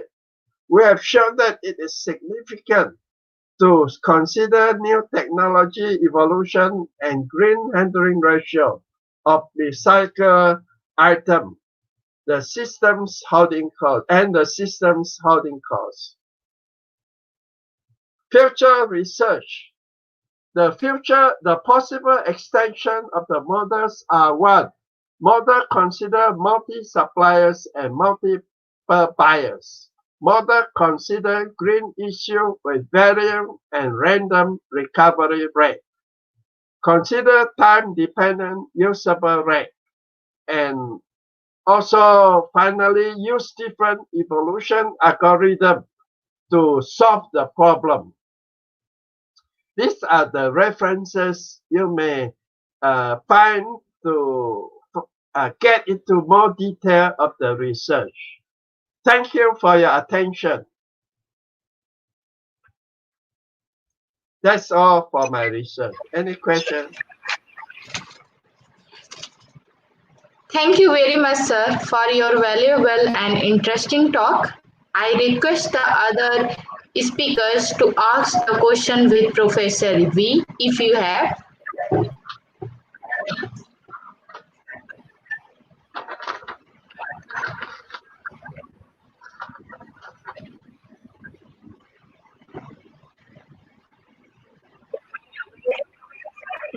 Thank you, Professor V, for a very interesting research, starting with the conceptual model to integrate green technology investment, and that is what is really needed because we are at a threat of global warming. So more and more research should go with green technology.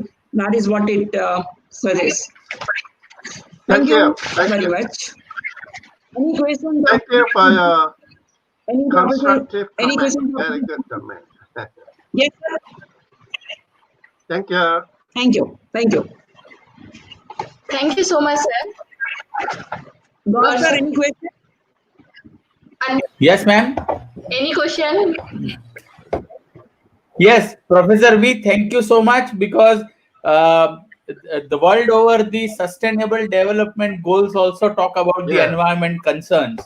And if they have to be adopted by the businesses across, and it was so wonderful to be sitting in your presentation and gaining the knowledge of how greening the supply chain and how integrations can be done, and learning it firsthand from the authority itself. I think it was a privilege for me to sit for your talk. Thank you very much, sir. Wonderful, kind comment. It's wonderful to meet many of you. Excellent researchers. Sir, thank you. To see you personally in the web industry. Thank you so much. Yes, sir. Any questions, Professor Skuri? Because he is on the backstage. Professor Skuri, any question? And Professor Chichu, any question? okay, thank you. You can go ahead. Thank you, sir. Now we are going towards the end of this session.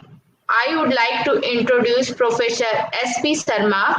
Professor Sharma obtained his PhD degree from IIT Kharagpur. He is currently working as professor in the Department of Industrial and Systems Engineering at IIT Kharagpur. His current research interests are in the area of logistic management and supply chain analytics, management of inventory, and business optimization.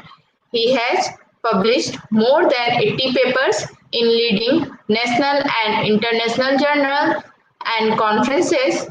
His research work has been published in many reputed national and international journals. He is also the co-author of the book published by CRC Publication. He has guided 13 PhD students. More than 50 students have already completed their MTech thesis under his supervision.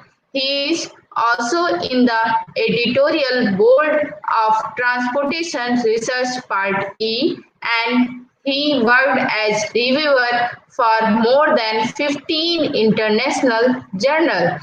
He is involved with the number of research and industry consultancy projects, including projects supported by MHRD, Department of Heavy Industry, Government of India.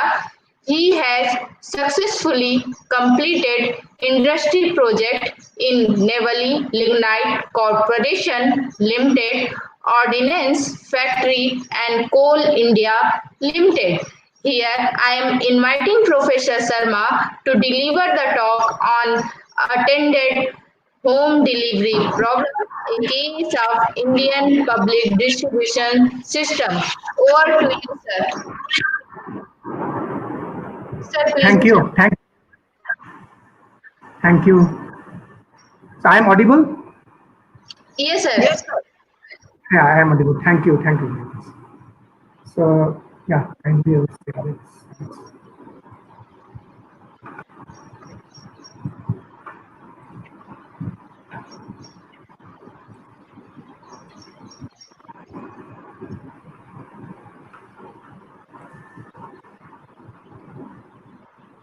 I will not be showing.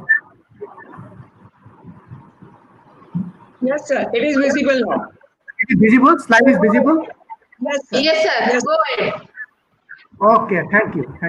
Thank you, Professor Nita Shah, for organizing this international conference on inventory modeling. And also thanks to your organizing team for this webinar, this conference. And today my topic will be actually attended home delivery, a case of Indian public distribution system. This all of you are aware that e-grocery is now very popular, and this attended home delivery is related to actually e-grocery system. My discussion will be, my overview of this presentation will be like this: that introduction, research motivation, the brief review of literature, the problem description, and solution methodology. And this work has been carried out with one of my PhD student, Sayan Chakraborty, who is the research scholar of this Industrial and System Engineering department. So as I told you that e-grocery is very popular, and nowadays people are giving order and the items are delivered at their doorstep. But this delivery is called the attended home delivery system, and this attended home delivery system is basically a problem of last mile delivery problem, and that today the last mile delivery has received a lot of attention from the researcher. My discussion will be this home delivery problem is mostly related with the business organization, that is the profit-making organizations. They are doing this attended home delivery problem. We have studied here this problem in a different kind of situation, that is for a non-profit organization, and this non-profit organization is this is the actually Indian public distribution system. Indian public distribution system, which is working for last 4 decades in India, and lot of reform is going on in the Indian public distribution system. One of the reform in this public distribution system is that they are going for the delivery of the food grains at the doorstep of the beneficiary. So, and particularly this problem has more important when actually in 2013 the India government has taken up the National Food Security Act. Under this National Food Security Act, the government is trying to provide the food security to the people of India, and it is ensuring food security to people. people of the India is really a great challenge. And even today, in the all over world, that 820 million people are actually still hungry. So with this background, we have taken up this issue and we have taken up this problem for our study.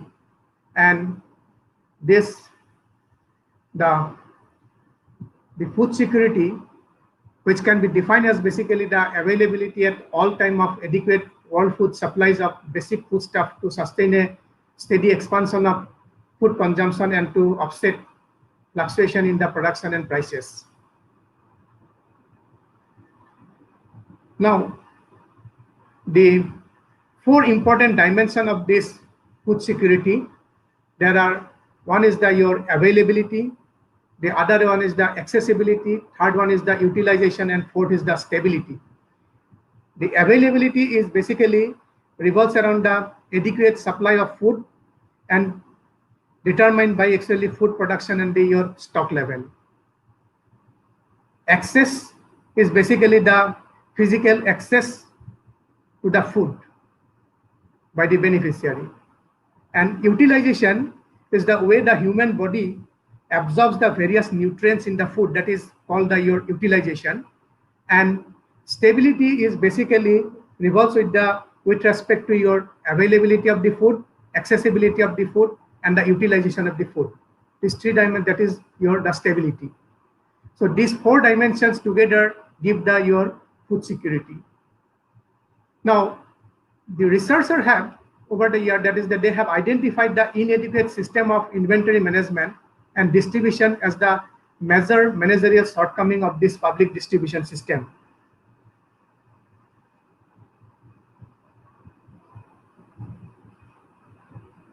If you look at this your world food security scenario, then you will see that is the food insecure people over from 2014 to 2018, it has grown. It is the number of people experiencing moderate or severe food insecurity.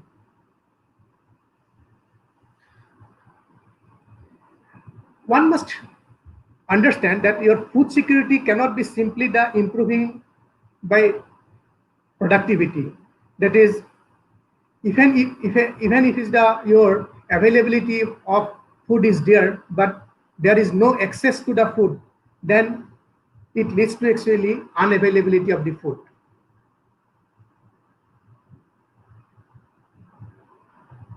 So if you look at how the Indian public distribution system works, that is the Food Corporation of India was incorporated under the Food Corporation Act in 1964, and from that onwards, it is actually trying to deliver products to its food grains to its beneficiaries. The function of FCI was to undertake they are purchasing your food grains, they storage the food grains, they transport the food grains, and then distribute the food grains on behalf of the government of India. And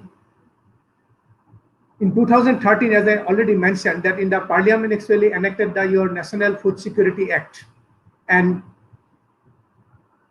you will be surprised that today, even India ranks 102 in the Global Hunger Index in 2019 and remain classified as the serious.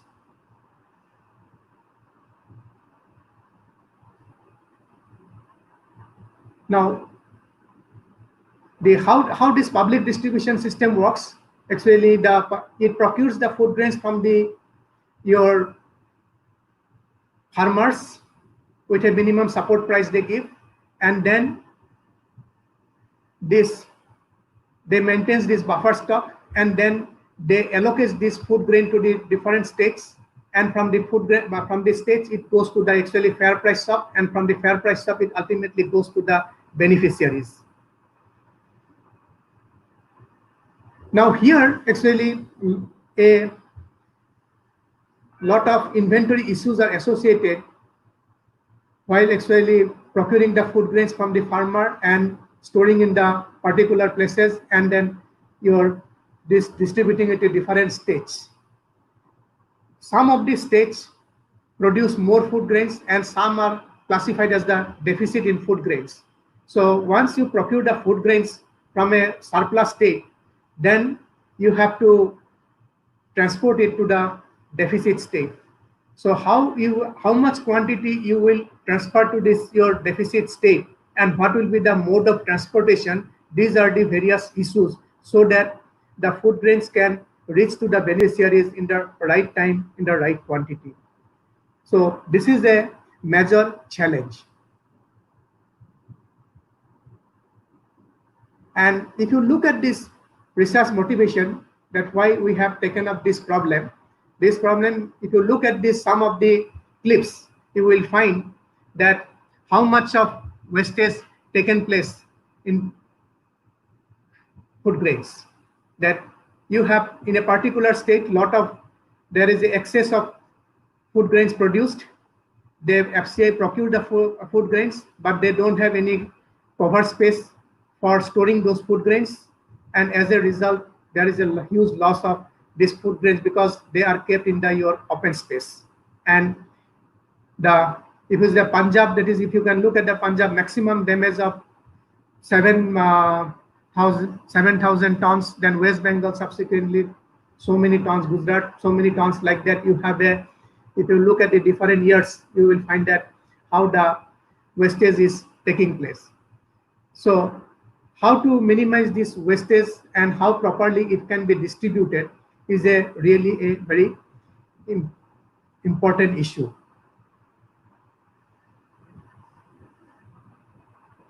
So if you look at this, how the food grain transportation is taking place under the FCI, that is the Food Corporation of India, that first the decentralized procurement takes place, and the food grain is stored in your respective warehouses of the state. As I told you, that some of they have a covered space and they have actually open space. So when they are procuring the more food grains, then they will not have enough space to keep in your covered space, and therefore they are kept in the open space. Now, next is the state. First, the state satisfies its own demand by your decentralized procurement, and correspondingly, if there is an excess requirement, then it is calculated and communicated to your FCI, and then FCI actually plans for your FCI plans the movement of the food grain based on your state's demand.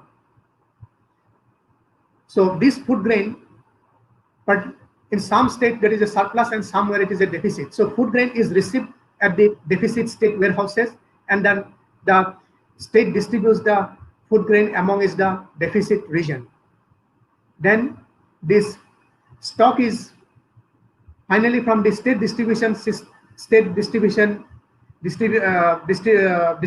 that is it is going to your block level of the respective states, and from the block level it goes to actually is distributed among your beneficiaries through your FPS system. This is how it works. Now,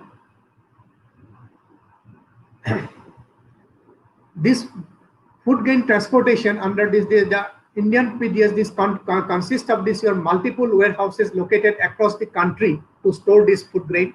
And due to basically, as I mentioned you, that due to actually lopsided procurement, some warehouses have excess inventory of food grain after meeting their own demand, and there is an excess stock is required to be transported to the warehouse where sufficient stock is not there to meet the demand without shortage, which is we call as your deficit warehouse. So one of the major challenges of this Indian PDS, including this transportation of food grain from your surplus warehouse to your deficit warehouse, and finally delivery from the fair price shop to your beneficiary. So looking at the e-grocery system, there is a reform is going on in the targeted public distribution system that is taken by Government of India, and they are planning that how this food grains from the fair price shop can be delivered to the beneficiary at their doorstep. so that it will be transparent and the beneficiary will receive the item at their ease.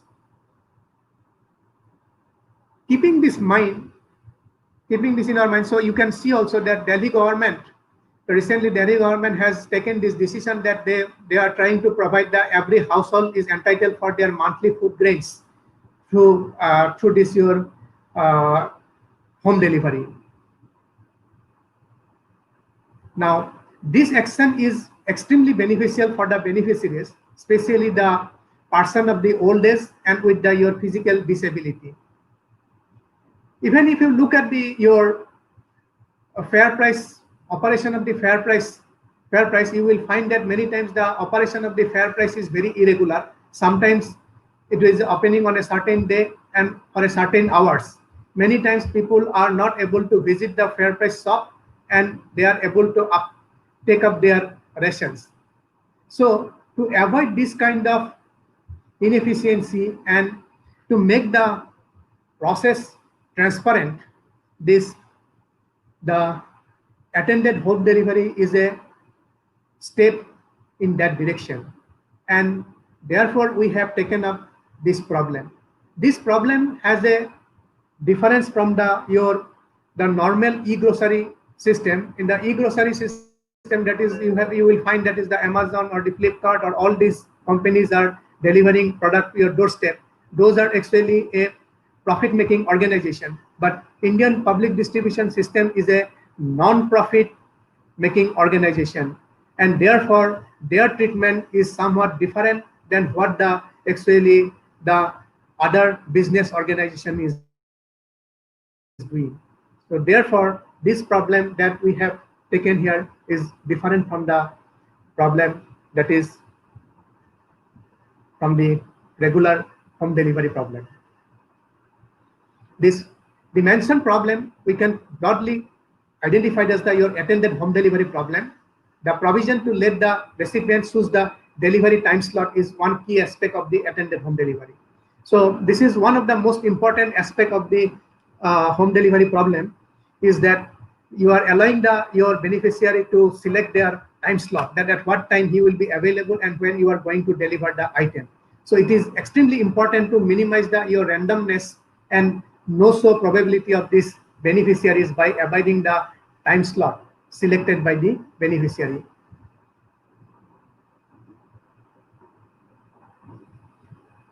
So the most challenging part of this attended home delivery problem is to adhere to your time window specified by the recipient to avoid your failed delivery and to achieve your better service level.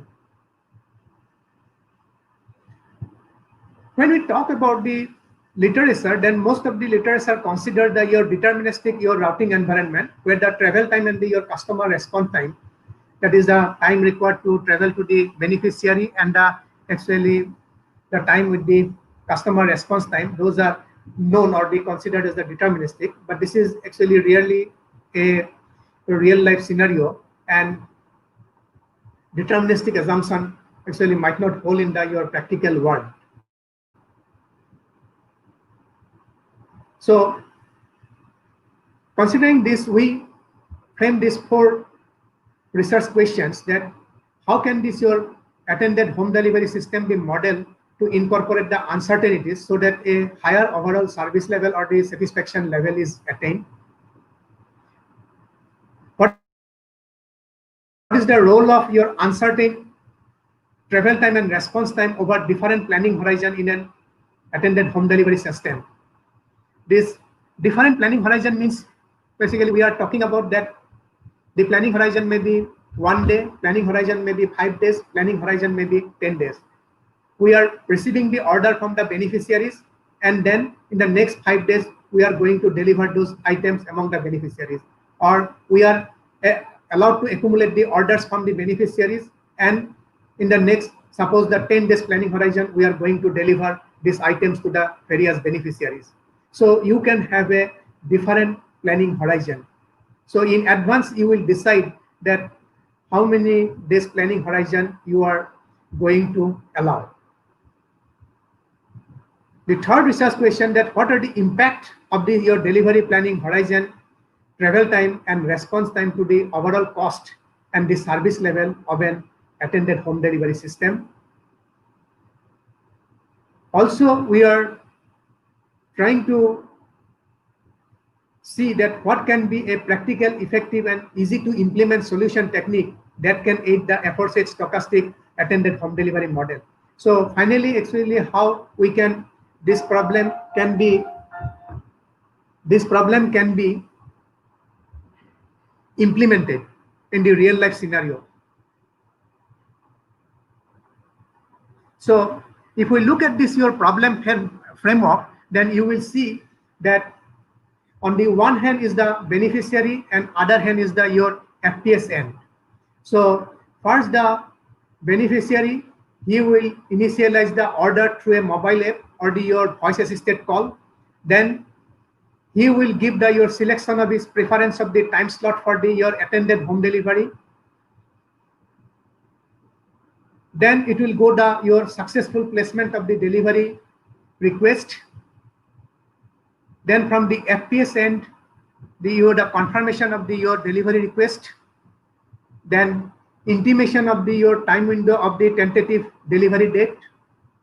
And finally your delivery of food grains to the doorstep. This is how it will work. And this is we are the generalized framework of this problem. Now, what the key recent literature talks about? I have mentioned here some of the key recent literature. That is the one is the your delivery challenges faced in the your attended home delivery problem is considered to be the most crucial of all. This is then attended home delivery results in your high number of failure rate, eventually leading to your high delivery cost, wastage of waiting time, and reduce your overall efficiency. That is by Agatas in 2011. Then Chen and Chen actually showed that the choice of the delivery time slot is the most desired customer preference. That they have shown that choice of delivery time slot is the most important customer preference. Then minimizing the cost and avoid the time window has been your major challenge of your attended home delivery problem.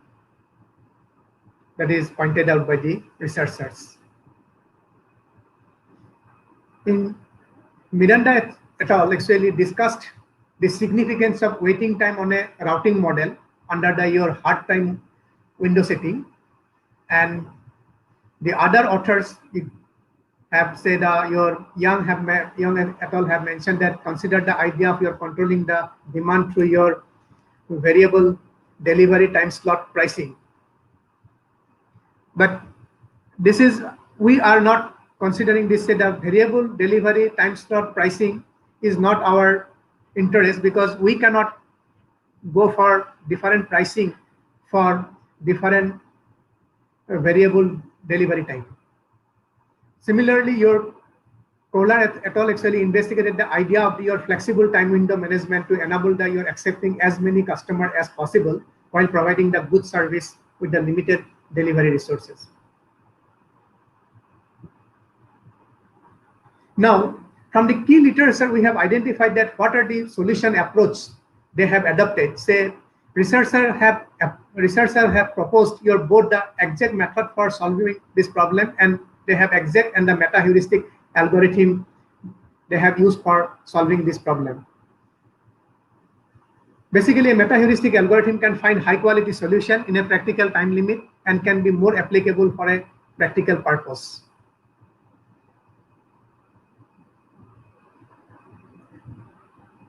Now, while we are developing this mathematical model, we consider under the certain assumption we have developed the mathematical model as usual. That is we assume that is the delivery planning horizon is known and sufficient to accommodate all the deliveries. So as I mentioned that we can go for 5 days known planning horizon or 7 days planning horizon, like that. And each route starts and stops at the fixed point. Then each FPS uses a single vehicle for delivery and maximum capacity is fixed, because While we are developing this model, we have taken into consideration the FPS real scenario, because FPS cannot maintain more than one vehicle, and it is also not at all useful for them for maintaining more than one vehicle. And then your travel time and the response time are, we are assuming that is the normally distributed. Then we are considering that the beneficiaries can accept some early or late arrival of the delivery. So there we are providing some kind of flexibility. That is it's not a hard time window, but there will be some early or late delivery is acceptable, and time windows have an equal length. So we have the day we have divided into, suppose that 2 hours time slot.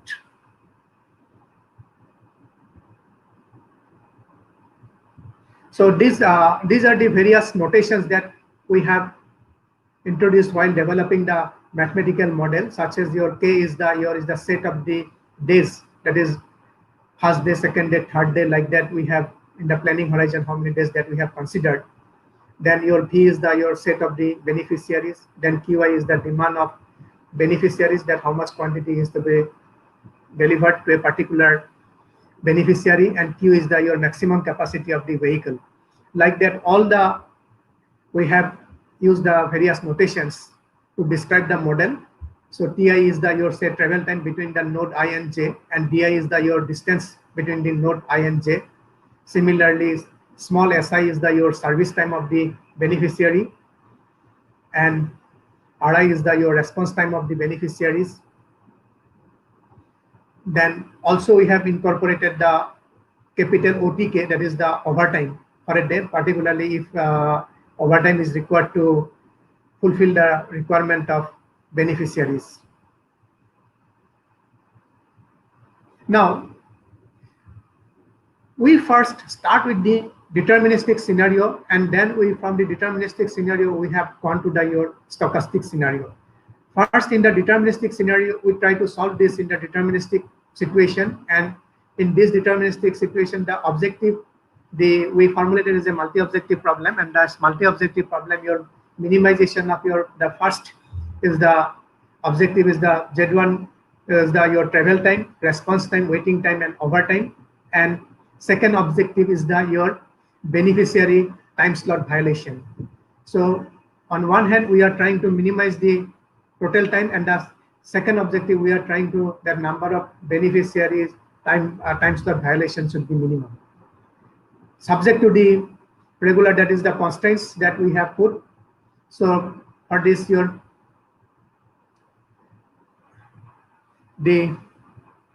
when we go for your second constraint, that is beneficiary time slot violation, that we are minimize this one, Z2 is equal to this gamma, the summation of VI. Then the constraints that each should begin and the ends of the depot, that is the normal vehicle routing problem constraint. Then each customer is visited exactly once, that we have taken care of by the following your constraint equation.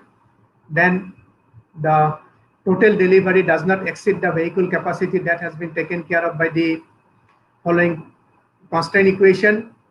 Then constraint set 4, which ensures the route time flexibility, by this constraint equation.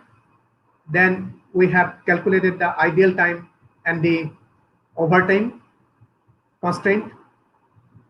Then we calculate the early and the late violation through this constraint equation. And apart from that, we have given your additional constraint, which we have taken care of. Now, the same model, now we have transferred it to this the stochastic scenario, that is where we are the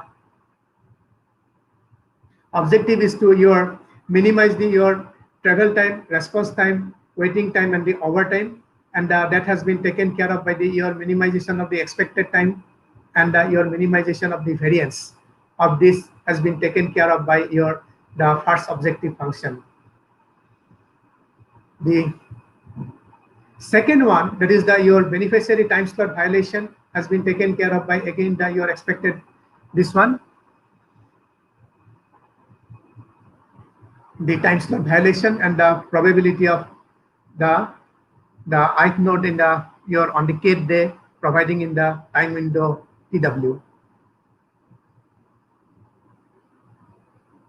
The other constraint, this constraint remains same. That is the same as your deterministic constraint that I have already discussed. That is the each route begins and ends at the depot. Then constraint to each customer is visited exactly once. This is again the same constraint that we have discussed in our earlier model. Then the calculate the ideal and the overtime. That is we have converted into your stochastic scenario, and we constraint that is the constraint 6 with the calculate the early and lateness violation that we have incorporated in the stochastic scenario, and then we have incorporated your additional constraint. Now, so what is the solution methodology that we have adopted here? We proposed an n-colony optimization meta-heuristic approach to obtain your routing solution for this problem. And also at the same time, we have used the simplex for solving this problem and try to compare the solution of the meta-heuristic and n-colony optimization with your simplex. So while we are doing this computational study, that we have as usual that we have set the parameter of the SEO and your selection of the measure variables, then your choice of design metrics, and then model fitting and the evaluation and obtaining your optimal values that we take care of by your response search space methodology that we adopted. And we have this computational study. We find out this what is your optimal values of the different parameters for doing this study. Now,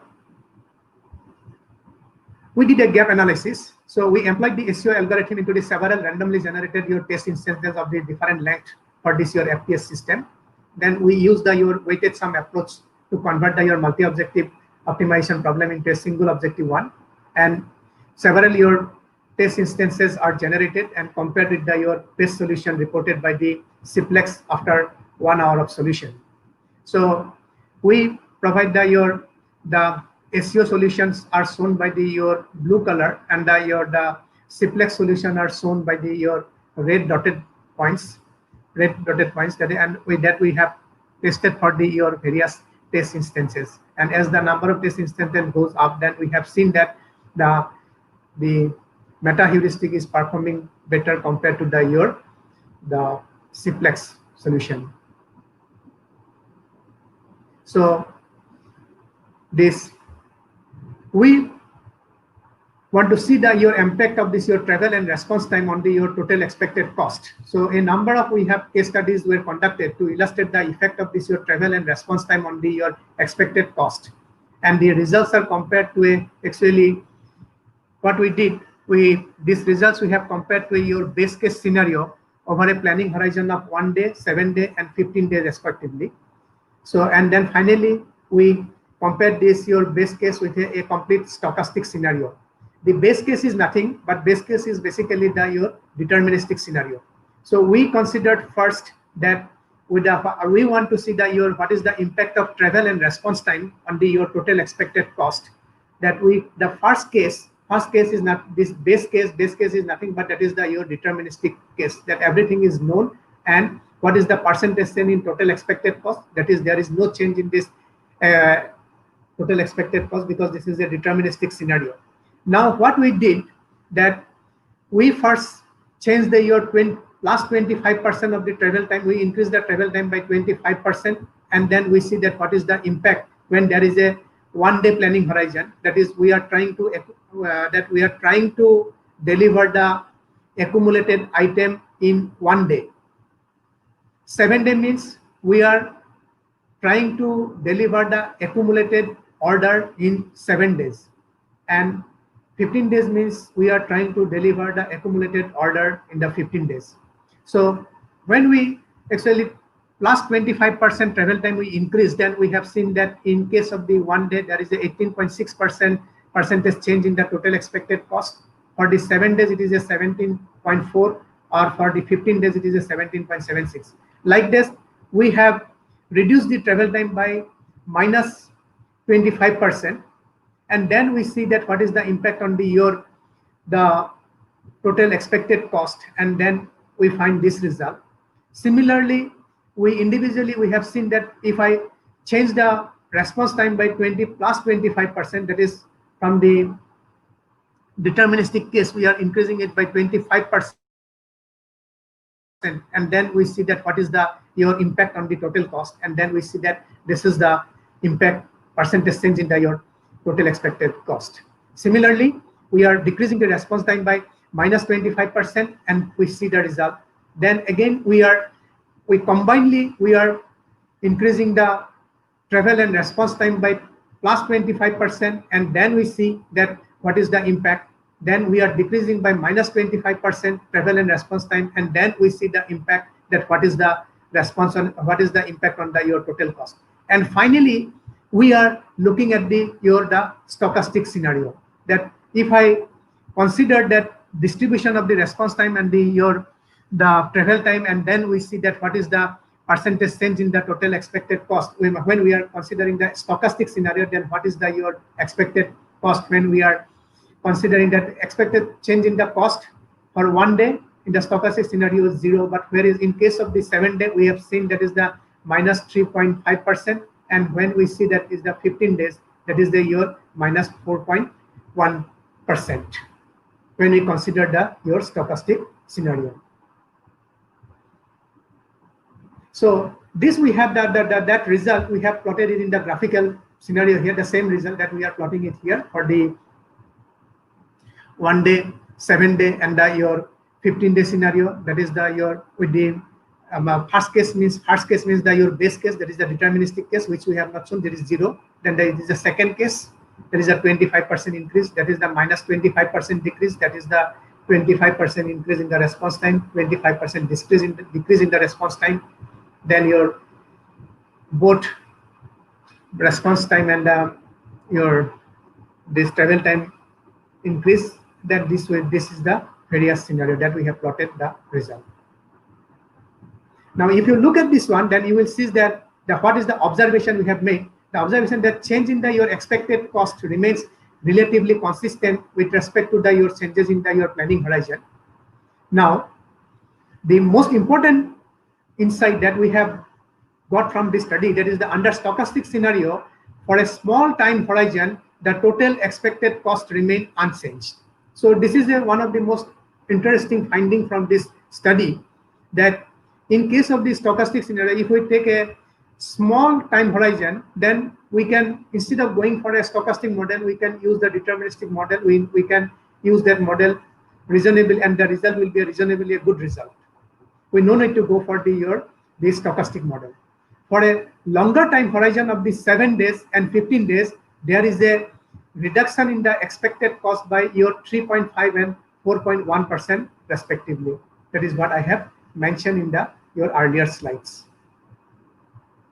So we have also studied, that is with respect to your impact of travel and response time and planning horizon in your service level, that what is their impact on your service level. So a higher value of planning horizon indicate a higher lead time. So we have made this study, and we have actually this impact of travel and response time and your planning horizon on this your service level. We studied the surface plot we have made, and the observation we have made from this study is actually the change in your travel and the response time does not significantly alter your service level measured by your time window violation. That is one interesting findings. Then another interesting findings that we have seen here, that service level is strongly correlated with your planning horizon.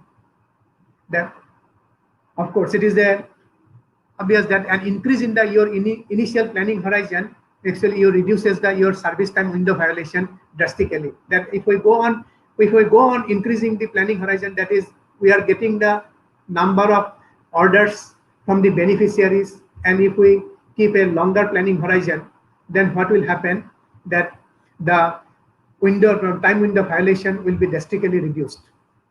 But we have seen that if we go beyond a certain planning horizon, then that is also not optimal, because it does not found that beyond a horizon of your 7.16 days, the service level does not further improve. So this is the findings from this study, that going beyond a certain level, we cannot improve the service level further. So that means we have to reasonably set the planning horizon, that either 5 days or 7 days or 9 days, whatever. That is you have to reasonably, you have set this the planning horizon. It is not that you will arbitrarily, if you go on increasing the planning horizon and the service level will improve. No, it's not like that. So finally, in the conclusion, that we model your attended home delivery system, basically to incorporate these uncertainties in the context of your Indian PDS system to attain your higher overall performance, which has not been previously studied in the literature. And we explored basically the role of uncertainty in the travel and response time with respect to the planning horizon in an attended home delivery system. Also, this study, we have tried to analyze the impact of your travel and response time with respect to your planning horizon to the overall cost and the service level of your attended home delivery system. Then finally, we propose a solution technique with your modification to effectively solve your attended home delivery problem in the practical time limit for your real world scenario. And I have not shown it here, that the further this model, actually we have developed a decision support system, that where you will enter the various beneficiaries order, and you will actually take up the map of this, where the various beneficiaries are located and how the routing plan will be there. That also we developed, and we have done that work also, so that this can be extended in a more practical way for solving this problem. So this is the final conclusion of this presentation, and I hope this is the sum of the important references of this presentation, this work. And this work actually, basically, I want to mention that this work was taken up. It's a MHRD, Ministry of Human Research, given a project on the food security, and on that project this work was carried out. So I am thankful to the MHRD for sponsoring this, and this is a part of that work. Thank you very much. Thank you very much, sir, for your valuable and interesting talk on attendant home delivery problem. I request the other distinguished speaker to ask the question to Professor Sharma.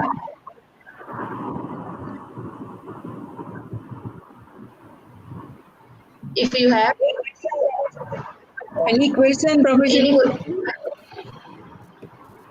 Yes, I have one question, please. So, any question, Professor? Yeah, Professor. Yeah. Sir, it was very useful solution for ASD. So thank you for sharing your research, which was carried out under MHRD project, and you are known for having good industrial solutions. So thank you very much for accepting my invitation. Actually, interesting is that actually when we started this problem, and after that actually Delhi government has given this announcement that we started before that actually this home delivery problem, and after that actually Delhi government has given this announcement that they are going to implement the FPS, that home delivery of the food grains to the beneficiary. So I think this may be a useful solution for solving this scenario. Thank you, Professor. I agree. Thank you, Professor Shah. Thank you very much. Professor has have the question. Yeah, thank you. I think it is an interesting research, Professor Sharma. The background is deals with the social benefits to the society, how to maximize the benefits that should be given to the society. What about the computational time of your solution? Because it is the model was like ours, much more similar with for example, TSP, traveling salesman program, right? So how is the computational time of your model? This Yeah, this computational time is very minimal. That's a very minimal computational time. It doesn't take much time for actually for solving this problem. Because the minimum time is required for solving this problem. And we tried for number of instances, and then we found that the time required for solving this problem is not very high. It's a minimal time it takes. I have not added that like the actual the time computation, the exact computational time it has taken, but it is there. If you require, I can give it to you. That is the computational time that we have found this for this with respect to simplex and with respect to your this meta heuristic. And we found that when the number of instances increases, then of course the simplex is unable to solve it, and we have actually given this time limit of 1 hour duration, and then we do 1 hour time duration. We try to make this comparison, and then we found that within 1 hour, actually simplex is not able to give solution for a higher instances, whereas this meta heuristic is able to give solution for this problem. So that was what, and the time the minimal time is required. The exact time I have not incorporated here, but I can share with you that. Actually. Okay, thank you, Professor Sharma. Thank you, Professor.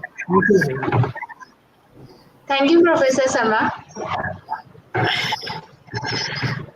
Now I request to Milan to give the details of feedback form.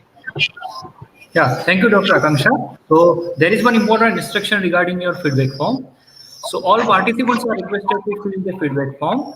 For those who have registered themselves for this conference, the link will be sent to your mail ID, which you have provided at the time of registration. So no link will be shared through your WhatsApp group. You will receive through your mail ID only. The link will remain activated till tomorrow, that is 24th August, up to 12 noon as per the Indian Standard Time.